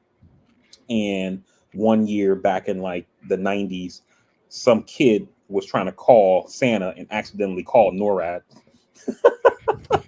And so like the Air Force person answered the phone and like they played along. It was a little kid. So they were like, oh, we see Santa on the radar, da da da. That thing came out to the media. And then every year since, they've kind of done this thing where they put out the Santa tracker to show like, yo, this is where Santa's at or whatever, And then the president started playing along, I think, in the Clinton administration or maybe the Bush administration, where they would like call a couple of kids to say, hey, I've been talking to NORAD. They said this is where Santa at, what's on your list, da da da da. So of course, Biden's doing that yesterday, and the parent of some kid, like when they were ending the conversation, does that "Let's go Brandon" shit, and then Biden, he has no clue about it, and he's like, "Yeah, let's go Brandon," and of course the right is like, "This guy is so fucking clueless," da da da da. And it's like, why should the president know about some fucking internet thing? Like, you know what I mean? Like, what the fuck? He should be familiar with. Yes, he should. It's not an internet thing. It's not an internet thing. This has to do with his it has to do with his potential campaign in the future. It has to do with his presidency. People are saying this. It happened to him. Like, he's got to know this. There's no way he cannot be familiar with this. But here's the thing, Steve. That's not the slippage you can make. When George Bush was president, right? There's a guy, Keith Olbermann. He used to be on ESPN. Mm-hmm. Keith Olbermann left ESPN and became a host on MSNBC. He's like really super liberal. And this dude used to shit on George Bush every fucking day, call for him to resign. And then one day it was something that happened, and Keith Olbermann was getting like a lot of play over this call for Bush's resignation shit. And so his communication staff let him know, hey, Keith Olbermann is out there calling for you to resign. It hasn't gotten crazy, but if it keeps going, we may have to address it. We obviously he's not going to resign, but we may have to, put out a statement on whatever the issue was, right? And they say Bush's response was, the guy from SportsCenter, like, what did I do? He didn't even know this dude like was on MSNBC because presidents shouldn't be plugged into that kind of shit. Like, but information they got a back then, big fucking job to do. Information back then wasn't readily available, and plus, to your point, the staff was on point in telling him, Biden, you have more access to information, and your staff should be well aware to tell you, hey, I know you're 70-something years old. It shit don't really matter to you, social media, but hey, avoid this "Let's go Brandon" thing, because they're basically saying fuck you. You know what I mean? So that's that I don't know who. Again, this is another instance when we're saying here again, who is around this guy? Yeah, but I mean, this thing is where they're doing this phone call thing where he's usually talking to kids, but this time the kid's parent got on. You know what I mean? So does he think the kid's name is Brandon? Is that what he's? Kamala's team was on point when she was on with Charlamagne. She can't hear you. We gotta cut it off. Hey, listen, I'd rather them do that than allow Joe dumbass to be like, let's go Brandon. You know what I mean? At some point, somebody on the line should have been like, let's go, click. Like, nah, you know what I mean? Like, who is around Joe? Like, I got to give Kamala's people credit because they don't let her get embarrassed. She was telling them, look, I don't give a damn what I do, but if you let me be embarrassed, your ass will never work on Capitol Hill again. They should have banged on that dude as soon as he said it. As soon as he said it. As soon as he said it, they should have banged on it just to prevent. Because this guy. Listen, man, Joe is how old are he? 80? 78? 78 years old, right? So while you and I, right, and it's easy for us to say, hey, for me to say he should be familiar, which I still agree he should be. But at 78, that may not be the first thing on your mind, especially on holiday and things like that, right? Someone behind there has to be like, yo, let's make sure we're going into this. regardless of what it is, whether it's Brandon, whether it's just some Republican that some fucking right wing motherfucker that jumps on there and starts screaming something wild. Be prepared to hang up. If I give you a signal from here, matter of fact, give me the button. Give me the fucking hang up button. You know what I'm saying? And that person needs to be ready. And as soon as that person said, let's go, they shouldn't even let him get Brandon out. Like, this nigga should have had to be the funniest or the fastest talking person in America to get it. As soon as he was like, hey, Joe, and let's go, click. Like, that's how that should have been. That should have been. Two things on this. I'm like listening to you guys. I'm coming to your side of the argument. So I would say, one, maybe, and this is the thing that's so sad about our politics, right? Because when we see these kind of things happen, it makes us lose touch with our politicians. So now, where the president has been doing these things live, or they put the video, you know what I mean? Now they're going to start recording them, and then when you get some bullshit like that happens, when they put the video out, instead of it being he called 10 kids, he maybe only called 8. Because 2 of the parents decided to be jackasses. You know what I mean? And yeah, they may record it and put it on YouTube or something like that. But still, Yeah. And then the second thing I would say is, Joe Biden's an old school politician. I told you he's been in politics since he was 29 years old. Maybe he's playing the long game. Maybe in about a month, my man's gonna get a letter from the IRS informing him that he's being audited. Listen, man. I mean, he the president of the United States. I wouldn't be mad if they screen these people. I would be mad if he only called Democrats.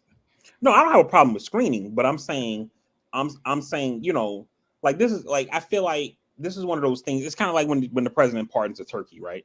Like, what the fuck are we doing here? Like, we got the president out here pardoning birds and shit, But it's one of those things to make them relatable, to make he's just a nice guy, blah blah. But then you have people out there who are just fucking jerk offs, and they fuck it up for everybody else. Dog. I get it, but I mean, listen. This is the president. This ain't you or me calling houses. Listen, man. Give him a list of 10 Delaware, state of Delaware people. Call in New York. Call them in New York. Yeah, I mean, be selective. Hey, I ain't gotta call a red state. Y'all ain't vote for me. I'm not. Right. No. Damn. Or you know what he's gonna end up doing when Obama was president. They used to call Michelle used to do this, and Obama didn't get involved with this, but still typical. But Obama man. Used to call military black woman on Christmas, where he the military people ain't talking, even if they don't like him, they ain't gonna talk no shit. No, they know he's gonna get a fucking court martial. You know what I'm saying? Crazy. And so even if it's that's this asshole is still taking the president away from the rest of us. You know what I mean? I don't expect to get a call. My kid's fucking almost 16 years old. He don't believe in Santa. You know what I mean? But ain't he just 13? How you age him 3 years? Jesus Christ. But it's kids out there who like that shit. You know what I mean? And like how just imagine, people who I've been fortunate enough to be at 2 presidential speeches for Clinton and Bush. Check right? And check you out. Oh. Right. Humble, and so that's pretty cool, right? But imagine the people who get close enough to shake a hand or get a photo, get a phone call. You know what I mean? But that's exactly our point. How the fuck did you not screen which household you was calling, bruh? This is the president. I'm with you on that. I'm saying no, but the point I'm making is that now next year it's gonna have all these layers of screening and shit like that, where a random person may have felt it's like the lotto, right? I bought a ticket, maybe I get the numbers, right? And now it's you don't got no shot now, because now they're gonna be doing background checks and all kind of shit or maybe they just call military families, and so they're fucking it up for the rest of us. Is the point I'm making. Well, you don't deserve a shot. Listen, right. You know what he would have got if he called my crib? Hey, Mariah, what you thankful for? I can't hear. What you say? Come here. You know what he would have got if he called my crib, yo? Come here. What you thankful for? Beans, rice, Jesus Christ, and fire. Yeah, I heard it. All right, get out of here. Yeah. They'd have been like, Joe Byron. They'd have been fucking with him. They'd be like, hey, yo, take me out to dinner. Yeah, they probably should have only called. You have the information. Got the Only information. call the households of fucking registered Democrats. End the story. Yeah, That's that's it. it. End the story, yo. Call those who actually voted for you. Right. There's no even if they didn't vote, they're registered Democrats. Like it's better than fucking reaching out. You don't know who you might get on the all right. But yeah. Bingeables. Yeah, let's get into bingeables, man. VP. Yeah, Actually, for let's me, let's start with EJ. He should have a long list. Nigga been COVID all right, home. Nah, I my haven't been Netflix home whole that long catalog. actually, but I did watch the Unforgivable joint with Sandra Bullock. That was actually pretty decent. Again, white folks, writing movies about things black folks been going through forever. But that was cool. I I started watching The Matrix, and I told y'all it was gonna be trash. And an hour in, it was trash. And guess what I did? What'd I you do? deliberately cut it off and went to sleep. I Um, could not disagree with this guy more on that. that the Matrix 4 was at that the new Matrix is ass. No, that's not what I said. Uh, You said that an hour in it was trash. I would probably scale that back to around like the 20-minute mark. That I shit was was being garbage. I was being You generous. all know The Matrix is one of my favorite fucking movies, yo. And I love the concept. The thing for me with The I don't even Matrix, like the concept. They were getting too. It's been ruined from the beginning because everything that we've known that happened in the first three films, you're now telling us is some other shit. That's you've lost me at that. well, no, they didn't change what happened in the first three films in this one. They didn't They didn't retcon it. change it, but you're basically saying the events that happened wasn't as catastrophic as we thought it was, and here we are again. But never mind. Again, you're right. You're absolutely right. I was But trying to be generous. my problem is, well, like I said, I love The Matrix. It's one of the I've only seen a handful of movies like blind. Like I didn't see a trailer for The Matrix. I like went to the movie theaters and it was like, oh, this shit is getting ready to start. I watch this, you know. Hmm. And I went in and was like, oh shit, Same thing with Blade. I saw the original Blade blind. Mhm. I went to the movies. I was like, I want to see a movie. Got there because back this is like in the 90s before like 98. internet was like that. So I couldn't just pull up Mhm. on my phone what was playing. So I got to the movies and I was like, oh, this shit got Wesley Snipes. I'm gonna check it out. I love Passenger 57. Boom, love Blade. You know what I mean? Yeah. And this new Matrix, man, that shit was garbage, yo. They tried to pull a fucking The Force Awakens where you basically just remake the original movie, and it was just trash, man. It was terrible. The CGI, like the effects, like the bullet time and all this shit. How the fuck are we How was it? 20 some years 2021, later and it got worse? worse. It got worse. Like, what the fuck? It Yo, that got shit was worse. garbage, yo. It was Garbage, terrible, garbage, garbage. terrible. And the Sentinels, Sentients, whatever they are, they Yeah. they got less aware of what was going on. Listen, Mhm. all right, now you're gonna get into that. Watch Spider-Man. I mean, told you that you just recently watched it. Hightown. I started watching Hightown on Stars. I told y'all about this last time, and I didn't realize that it's only in season one. This is a Stars show Mhm. about a Boston Cape type small town, and you got drugs, police, violence, sex. I'm like, yo, we slept on this series, bro. Mhm. Hightown. I'm 2 episodes in because I've been watching it when it comes on Stars randomly, and I've been like, yo, what is going on? So I actually started it over, and Hightown on Stars. We have been remiss. We need to watch that. That has my girl from Chicago Fire in it, right? Yes, and she's a cop. She's my spirit animal, man. That's all I'm gonna say. She's my spirit animal. She gets busy. She's my spirit animal, man. So definitely watch Hightown, yo. Watch the first episode, and you're probably gonna be hooked, yo.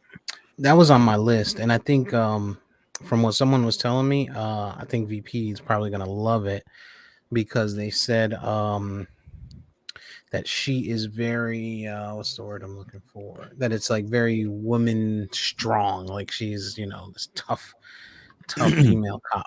Who that? This is Hightown. No, She's who are we talking about? The she. the main one of the main characters. Well, the main character. One of the main characters. She's a female cop. Not a cop of importance, but she makes herself of importance.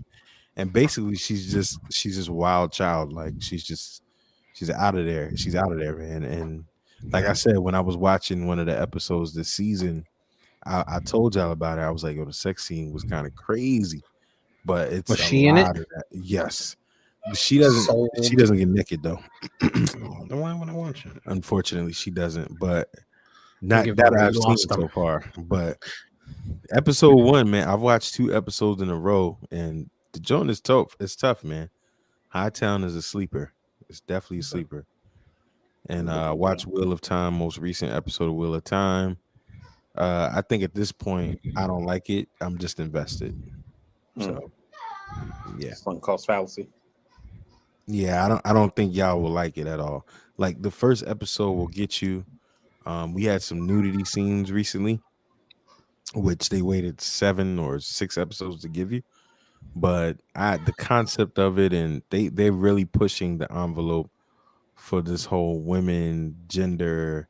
It just, and then just everything that happens is kind of like dumb. It's just a lot of plot holes. So I don't know. I think I'm only watching it because I'm invested. Gotcha. I'm still gonna watch it. Yeah, for me, some of the stuff that we all watched, like Insecure, got the season finale tonight, or the series finale, I should say. Oh yeah. Insecure tonight. I'm hoping that they don't do what I think they're gonna do, because based on the preview, it looks like it's gonna have like a lot of flashbacks and shit like that. And I don't really care for that kind of shit. You know what I mean? Well, I haven't liked the forwards that they've been doing. Like Yeah, they showed her. Yeah, I didn't like that. Yeah, like just show me the show. You know what I mean? Like I don't need to be seeing all these like what ifs and all that kind of shit. You know what I mean? But my guy came out. What was last week's episode, Lawrence versus LA Barbecue. My guy Lawrence was like, hold up. He was like, well, they should, if it was that good, they should stay in Texas. I was like, this nigga. Like, yo. Yeah, Lawrence a wild child. Watching Insecure. We've been watching Hannah, which is an Amazon Prime show. We got one more episode, and then we'll be done with season 3. And then once we get done with that, we're planning on watching Wheel of Time. I also watched. I told Steve I had been watching Designated Survivor, that show with Kiefer Sutherland where he becomes president. Now that show was on ABC, and the first 2 episodes are kind of corny because I actually watched it while it was on TV, and we got into season 2. I didn't watch it on TV. Anymore. Yeah, I couldn't take it anymore once we got into season 2, so I stopped. And then when I saw it on Netflix, I was like, "Oh, this shit had 3 seasons. Let me finish it up." And so I started it over, binged the whole 3 seasons like in a week. And when I got to season 3, what I discovered after getting to in the middle of episode 1, because I heard them cursing, is that the show actually got canceled with ABC and Netflix picked it up. Yeah, so I saw it on Netflix. Season 3, it actually gets better because 1, they shrink it down. You know, stuff that comes on TV is normally 22 episodes. They do the fall and the spring seasons. So now the shit got shrunk down to 10 episodes. So all of that filler side story bullshit kind of gets thrown out. And now you got like a more tight story, you know? And so I thought season 3 was actually pretty good. So if they make a 4th season, I'll keep watching. Did y'all watch 24 at all? Huh? With Kiefer? Did you ever watch 24 with Kiefer Sutherland? Yeah, I watched 24. Yeah, no, I'm black. I like that show. It went kind of Kiefer Sutherland crazy. Was dope in 24, and then they had the black version of 24, which wasn't bad, but they canceled that though. Couldn't have a black dude running around busting ass. And then for movies, man, like after I watched The Matrix, we were actually planning to go see The Matrix in theaters. And then the morning of, we went on Friday morning, Christmas Eve, since we both were off. And we were like, yo, I was like, I saw some non-spoiler reviews of The Matrix. I haven't seen one good review. My wife was like, same thing for me. And we were like, let's look at what's playing, see something else. And then so we had the girls, my nieces. And so Me, my wife, my son, we went and saw Spider-Man because we hadn't seen it yet. The girls had already seen it with their mom, so they went and watched Sing 2. And then we met back up like in the food court after the movies ended. So I saw Spider-Man, saw The Matrix. I watched it at home on HBO Max. Shit was fucking atrocious. And then for you guys with the kiddos, man, we watched Encanto on Disney Plus. Banger. Encanto. It's just that's just coming up to the Disney pantheon of the great ones, dog. Banger. I love it. I don't know if the girls watched that yet, but we might watch it today. Check it out with the girls. What was it? Encanto. Everybody's we started it and Ashton just was like, let me get on this beanbag. Yeah, we loved it, man. We loved it. Yo, they got good music. A lot of people said it's with a really Spanish good. family. I don't know if they're like Mexican or whatever, but there's a Spanish family. Hispanic. Some of them speak with they got like a little accent with them, like when they talk, like the main character, her name is like Maribel. They be like Maribel, like they do a little accent joint. So like I like that Disney didn't like whitewash it, where it's kind of like a Spanish family speaking English and they all sound. Did you notice American, the hair? Did you notice the hair? Like the hair looked really real in it. Yeah, like they did a good job with that. Yeah, they've been on point ever since that movie, that Mexican movie, where the kid died, where the kid went to the spirit world. I can't think of the name of it. Can't think of the name of it. Where he went to. Nah, I didn't like Soul. I told you that. Oh, Soul. That's what it's called. Yeah. The other one where he went to the spirit world for his grandfather. Oh, where they had like the mariachi shit, like Day of the Dead kind of thing. Coco. Yeah. A lot of people said that was good too. You haven't watched Coco? I watched it, but I only got through like the first hour because my son was like, "Yeah, you got like when that came out, his kid was young. He wasn't in the young. He wasn't in that stage where you got to see all of them. It was kind of like we can kind of pick and choose. We can pick and choose our shots." Hey, so go ahead, finish your bingeables. Nah, that was basically it, man. Matrix, fucking Encanto, and Canto. It talks like a fucking San Antonio. We'll get back. We'll get back to the big. We'll get back to the big movie. All right. So I've been watching. For me, I signed up for Paramount Plus because Ashton is on this new kick of what is it? Paw Patrol. And Paramount Plus has Nickelodeon stuff and stuff like that. Anyway, so my guilty pleasure is on there. MTV. I was watching the Challenge All Stars. That's a guilty pleasure of mine. So I've been watching that. It's good to see it without the fucking what is it called? The censors. Like you get to see you hear the bad words and shit like that. Yeah. Got your attention. No blurs. Haven't gotten to any blurred areas yet. You talking about the challenge, like a MTV Road Rules challenge thing? Yeah. Mm-hmm. Okay, gotcha. Yeah, and Steve, real quick, if I could make a recommendation, since you got Nickelodeon part of Paramount, Ashton might love Backyardigans, yo. That was TJ's fucking show when he was his age. Oh, well, it's 2020. It's 2022. Nah, it's just classic. Just about. Yeah, and you know why I know it's classic? Because we used to watch that shit with him. We'd be singing the songs and shit like. Yeah, Backyardigans wasn't bad. I ain't gonna hold you. That shit was the truth, yo. I ain't gonna hold you. Yeah, gay. It's okay. It's okay to be gay. 2022 is coming. Y'all could come out. So I watched that. I started watching dude, I don't know if I want to go down this rabbit hole. It's on Netflix and it's a Christmas movie. It's called Single All the Way, I think. I seen that. It keeps popping up on my feed. Yeah. It's really gay. Like it's about a gay dude, his gay best friend. They move back. They're going to visit. They're going to visit his family. They're setting him up with a gay guy, like a gay, like a white and black guy, right? Like interracial. Yeah, it's just super. Yeah, it's just super old. Like I was okay with the story and everything for the most part. it just was so like they were forcing it.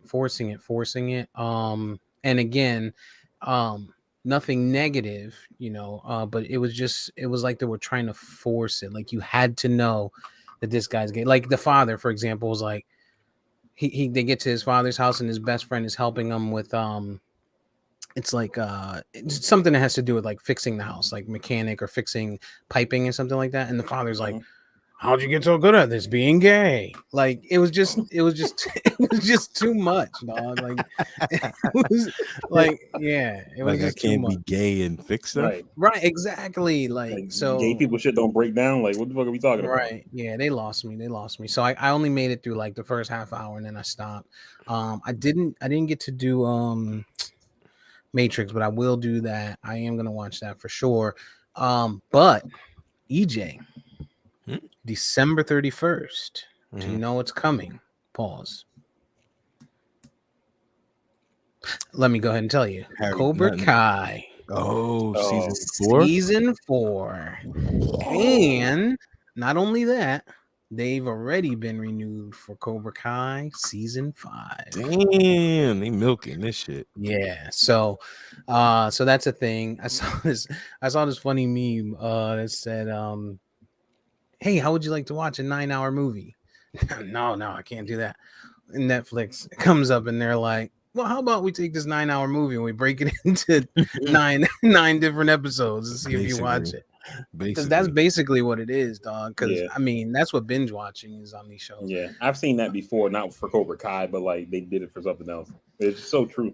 Because like look, I, like I'm saying shit like with Eternals. I'm like, yo, that shit was whack. They should have put like 8, maybe 10 episodes on Disney Plus, and they it, probably could have made. it still wouldn't have been good because the whole story is just not. Marvel. I literally try to tell y'all this. Marvel is literally throwing shit at the wall, and I can't all the way knock Feige because they are building a plan out of what they're doing, but they're giving us shit that we as and I look at it as a casual person first, then I dive into the other fandom. But it's like you don't need the Eternals. It's too much confusing within that story to put on screen. It just doesn't make sense. And Hawkeye just finished. I just watched the end of that. That was decent. It was decent for me. The last ending episode could have been better. But it was decent. It was decent. The episode was decent. If y'all haven't watched it, it's good to watch it for the future of what happens and stuff. But yeah, man, it just certain stuff we don't need, bro. And here's where I can agree with you on that, EJ. With the Eternals, is that one is that if the Eternals are going to be in the larger MCU, when it comes to like the team up movie, I don't see how you film it because the Eternals is like 9 characters. You know what I mean? Mhm. And so, I mean, I know like at the end, like you guys haven't seen Eternals, right? I did. No. Okay, so like at the end of the movie, they're a new Eternal is getting ready to be born like out of the earth, and they stop it. So Arishem, the judge, It's who actually Celestial. I mean, so I say Eternal, I mean it's Celestial. Sorry, the new Celestial is getting ready to be born out of the earth. They stop it. So Arishem, the judge, shows up and he takes like the remaining Eternals who are on Earth. He takes them away, and so maybe that's how you get the Eternals in a team up movie is that they're all not together right now. A couple of them died in the Yeah. movie, and they're all not together. But still, like at some point they'll be together, and it's 10, 7 or 9 of them right now. I mean, 7 or But 8 that of them. And then but how do you put them in with Captain America and but and, it's and, but it's and the not Guardians but of the that's not Galaxy, et cetera, et cetera? they're not the main focus going forward. The thing is they're setting up things because that's Galactus that's coming out, and so they're setting up the Fantastic Four, they're setting up the new X-Men, they're setting up so much. The problem is you're doing it now, In a and we're bad not gonna time. see this stuff for years. Like we might not see this stuff for years. And Marvel's just banking on the fact that people are gonna stick around. It's all gonna make sense and it's gonna be great. And that's why Spider-Man, I think, was so dope because they were able to rewrap Spider-Man's whole universe and try to streamline it. The unfortunate part for me is that we're gonna miss out on his classic villains now because they've washed them away. Because they were all in the first episode or the first movie. Speaking of Spider-Man VP, how did you like it? I liked it. I mean, I see why everybody was saying it was so good and things like that. And I think for me, if I hadn't heard like, oh, it was so good, because I went in with like really, really high expectations based on everything I heard, and so I think the expectations kind of killed it for me because I thought it was good, but it wasn't like holy shit, you know. What I didn't like is that it's There was in no gays. every Spider-Man movie they got to kill Uncle Ben, and with great power comes great responsibility. Mm. And we didn't do that in Homecoming. We didn't do that in No Way Home. We didn't even have Uncle Ben. We only had Aunt May. They made Aunt May young, putting Oh, Marissa uh Tomei, my baby. Ooh. Marissa Tomei in there. And then this movie is kind of like they were like, yo, break glass in case of emergency. We got to kill Aunt May, I know. and we got to get a great power comes great responsibility line. And I'm like, it's like with Batman's parents and the pearls. Like I'm over it. We know his parents are dead. Like let's move on, yo. Why do we need to spend screen time on that? it yeah, and I mean, but that's the thing central to every Batman thing. You get it. Every Batman, it has to start that way for you to then do two movies without starting with that great tragedy. And again, they didn't give us Uncle Ben, which again was so opposite of everything we've ever known. The other problem with that is too, they like, oh, Doctor Strange erases everybody's memory of Spider-Man, but this dude went to high school with these niggas 4 years Right, and they don't know exactly. him at all. And I now thought I thought that was a huge plot hole. That one was of the bad. biggest geniuses in the MCU has to get a GED when a lot of his story struggles came from high school and college, balancing work at the Daily Bugle. So it's just they just going in ways that just it's unnecessary.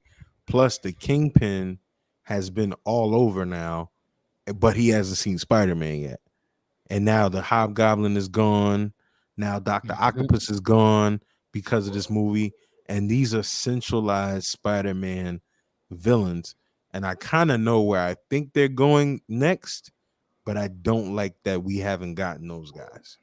Yeah, I think they're going Venom, based on the mid credit scene, for the Yeah, we just next had a Spider Venom Man. movie. Right. Yeah, it And then makes they sense. they pull Venom into the MCU, but they're probably not going to do the Tom Holland Venom. I'm not Tom Holland. That's Spider Man. Hardy. Hardy. Uh, Tom Hardy Yeah, Venom. I I mean, like Tom Hardy though. they may keep him in his own shit, but it won't be part of the MCU. Venom.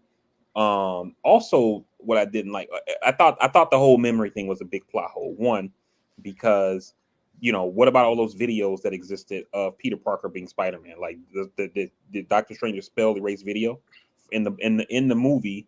Flash wrote a book saying how he's Peter Parker's best friend. Like, does that book not exist anymore? You know what I mean? Like, it's just it was a big plot hole for me. But I also didn't like, and EJ talks about how Feige throws shit against the wall. He sees what stick. Marvel was like, "Hey, we're Marvel, yo. Like, give us your money or shut the fuck up, because they don't got no competition because DC's ass, right?" But I didn't like, I didn't like that they took advantage of us fans who are willing to sit through fucking 10, 15 minutes of credits Two to and a half watch the hours. post Oh, I credit know. scenes to give me a goddamn trailer. Like that shit was disrespectful, bro. That was disrespectful as fuck.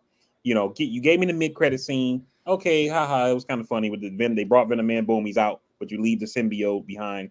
And then I get a trailer. Like that's come on, dog. That's bullshit.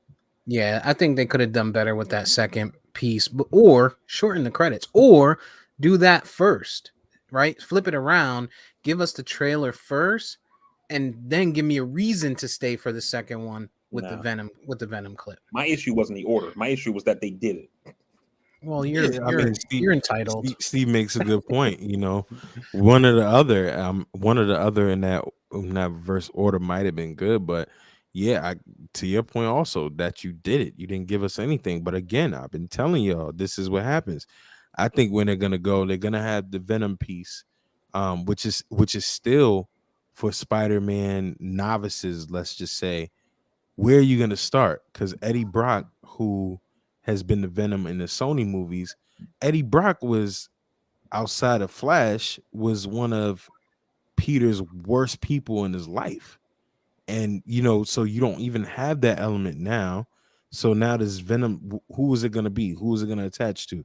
You know what I mean? And going forward, I think you got the Morbius film that's coming out, which they've already made notion is gonna connect to this Spider-Man.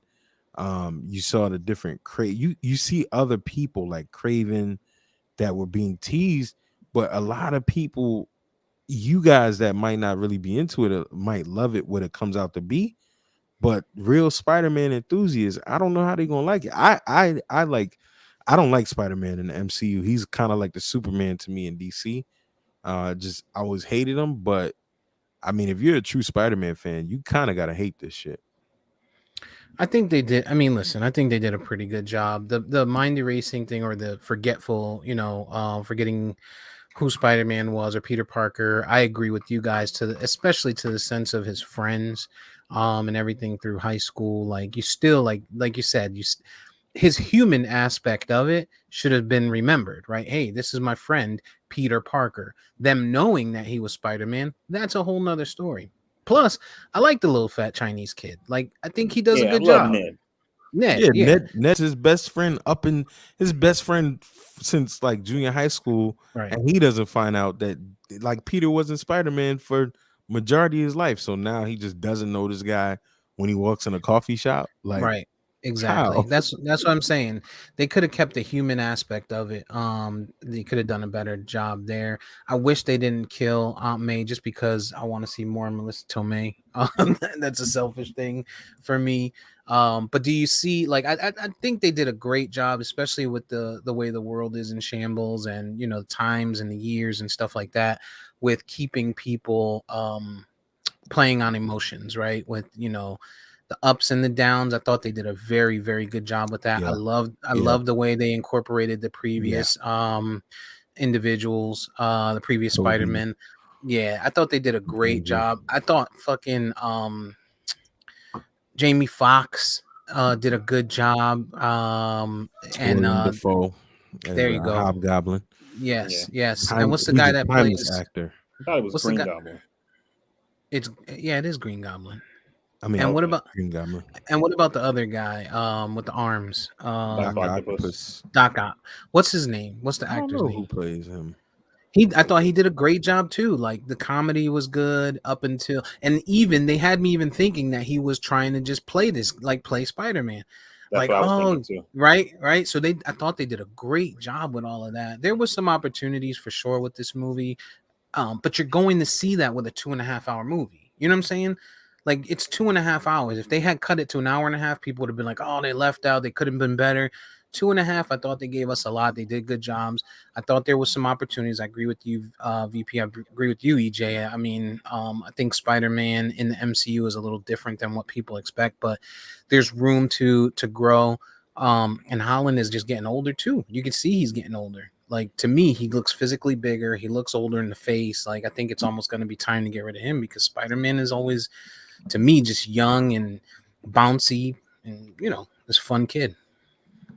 Yeah, I keep saying Hobgoblin, Vari, because Hobgoblin is another character of the Spider-Man verse, but Green Gotcha. Goblin is more. Yeah, And I think just one more thing on Spider-Man real quick. I think the thing that hurt this movie for me was that one, like I said, expectations. Everybody was telling me how good it was, so I went in with like super high expectations. But also the cartoon version of Spider-Man Into the Spider-Verse. Like this is the same movie essentially. You know what I mean? And so it was kind of like I watched this movie and it's like, yeah, I've seen this already. I I'm see with, glad. I'm with glad Miles Davis. Yeah, I'm glad. Or Miles Morales, Miles not Morales. Miles I'm sorry. Davis. Because his dad's name Jefferson Davis. That's why. Yeah, Miles Morales. But I'm glad you said that because I forgot to. I left that out. I watched that yesterday. That's the first time I watched it. Because Yeah, it's that been was out really since good. Ashton was born. He didn't really like it, but yesterday he was kind of, he was into it. He watched it. Yeah. So And they fucked that up too. Like that scene when he jumps off the building with the soundtrack, that "What's Up Danger" playing, and it shows him going slow motion, going like down to the building. Like that should have been the poster. They didn't even make that the poster. And it was like, yo, that was an opportunity miss, bro. Like, what the fuck? Are you, like, who's in marketing over there? Here goes Vari. All right. All right. Anything else? Anything else on the movie front, on the TV front? I think we missed kickoff, so we're done with with any NFL part. Yeah, NFL things. We'll just let's do two big games. Let's do the Buffalo New England game, which is going to potentially be first place in AFC. And let's do the Dolphins New Orleans because it could play a part in either one of those guys getting a playoffs, making their ways into wild card right now. So, what do you guys think from that? Buffalo and New England game. What do you think the outcome of that is? I'm gonna go Buffalo on that. It's one, I think Buffalo will win the game, but it's also selfish. Is that for any potential Dolphins playoff possibility, Buffalo has to win that game. It's in Buffalo, right? So, Yeah. and I think No, it's in New England. It's in New England. It's Oh, in New no, England okay. this time. My bad. I think defensively, Buffalo's not going to allow New England to run the ball over them all crazy this time, and they're going to try to force Mac Jones to beat them. So I think ultimately, New England's still going to win. I got Buffalo. I got Buffalo. I think to your point, I think Buffalo is going to try and stop the run, and Buffalo is going to come out and pass because that's the game they want to play against New England to try and get out to a lead. And spoiler alert, they just scored touchdown, Buffalo. So Buffalo? it's To who? yes, 6-0. Davis. God, thank God it isn't. No, Davis, I'm sorry. Davis. I'm sorry. McKenzie. Thank God it is. As long as it is Emmanuel Sanders, I'm good. Yeah, I went to my McKenzie. So 6-0 there. But either way, no matter, to me, I still think it's going to be a Buffalo game. All right, and then Monday night's game. I think it's Monday night's game, right? New Tomorrow Orleans. Is it New Orleans? Yeah, Miami and New Orleans. Miami. New Orleans. At New Orleans. That New Orleans defense, man, is pretty good, but that offense is the problem, and they're gonna make a lot of mistakes. Yeah, and they made a lot of mistakes versus the Jets. They tried to give us the game, but our defense is just so bad. I think Miami, if they can get away from Tua, I think they'll be fine because Tua. I hate to shit on Tua, but he's not good. He's not good. I sincerely mean that. And that New Orleans defense is going to give him a problem if they don't run the ball effectively. But I ultimately believe y'all can win that game if you can stop Kamara, which that's going to be a task. I don't know if you can do that, but with a third string quarterback, it should be easier. But Kamara just seems to get off no matter what. Pause. So, yeah, sheesh.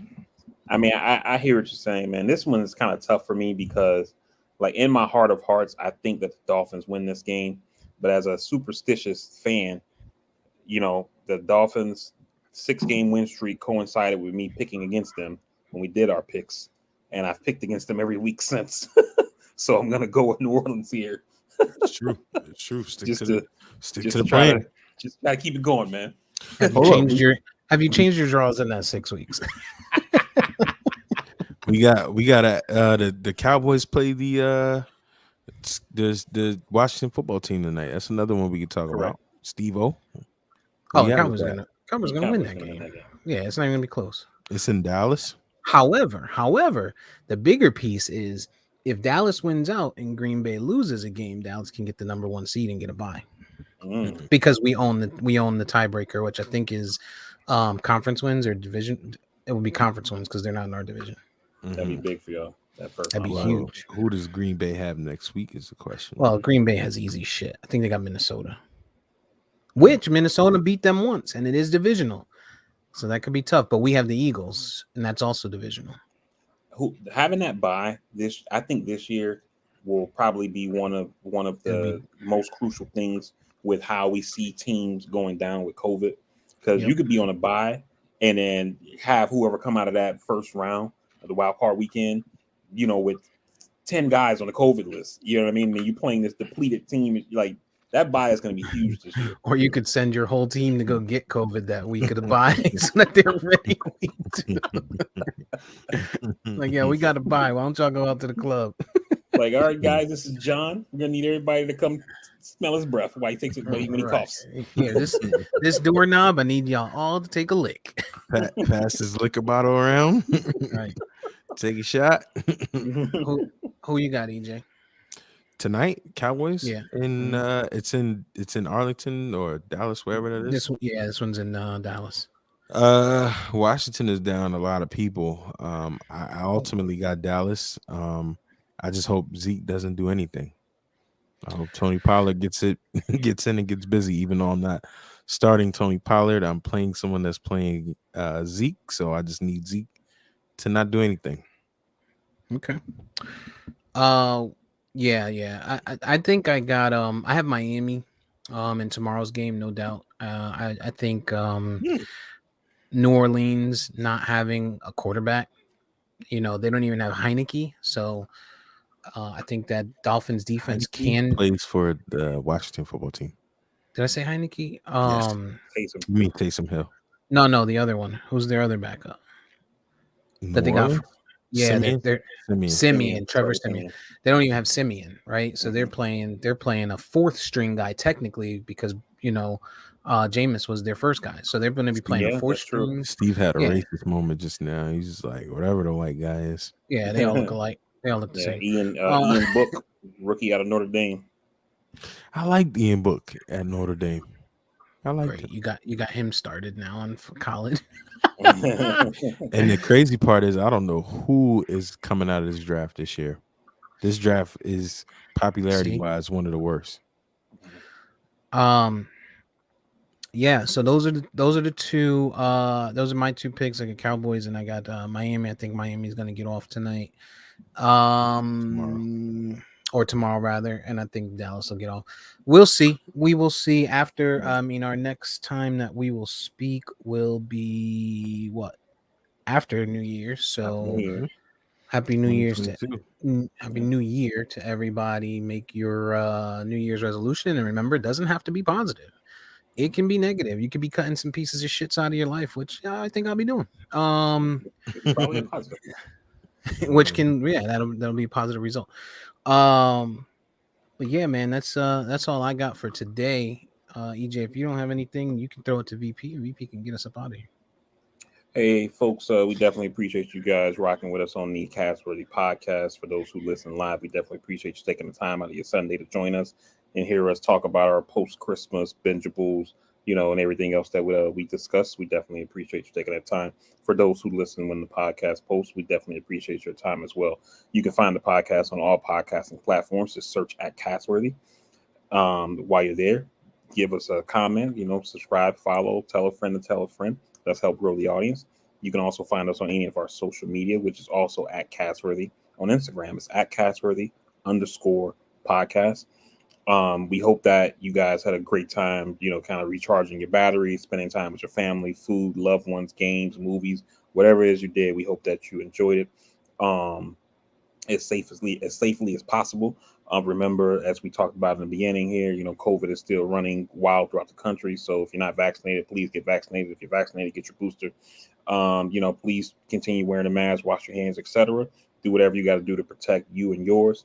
And side note, definitely glad that EJ and the fam seem to be on the way to a full recovery from that diagnosis, man. We glad you're doing better, bro. But yeah, other than that, we definitely appreciate you guys rocking with us, and we will see you all in the new year with a new episode to start the year off. New year, same us, but still, what I mean? We will see you guys then. We love you, we appreciate your time, and we'll talk to you in the next one. We out. Love you.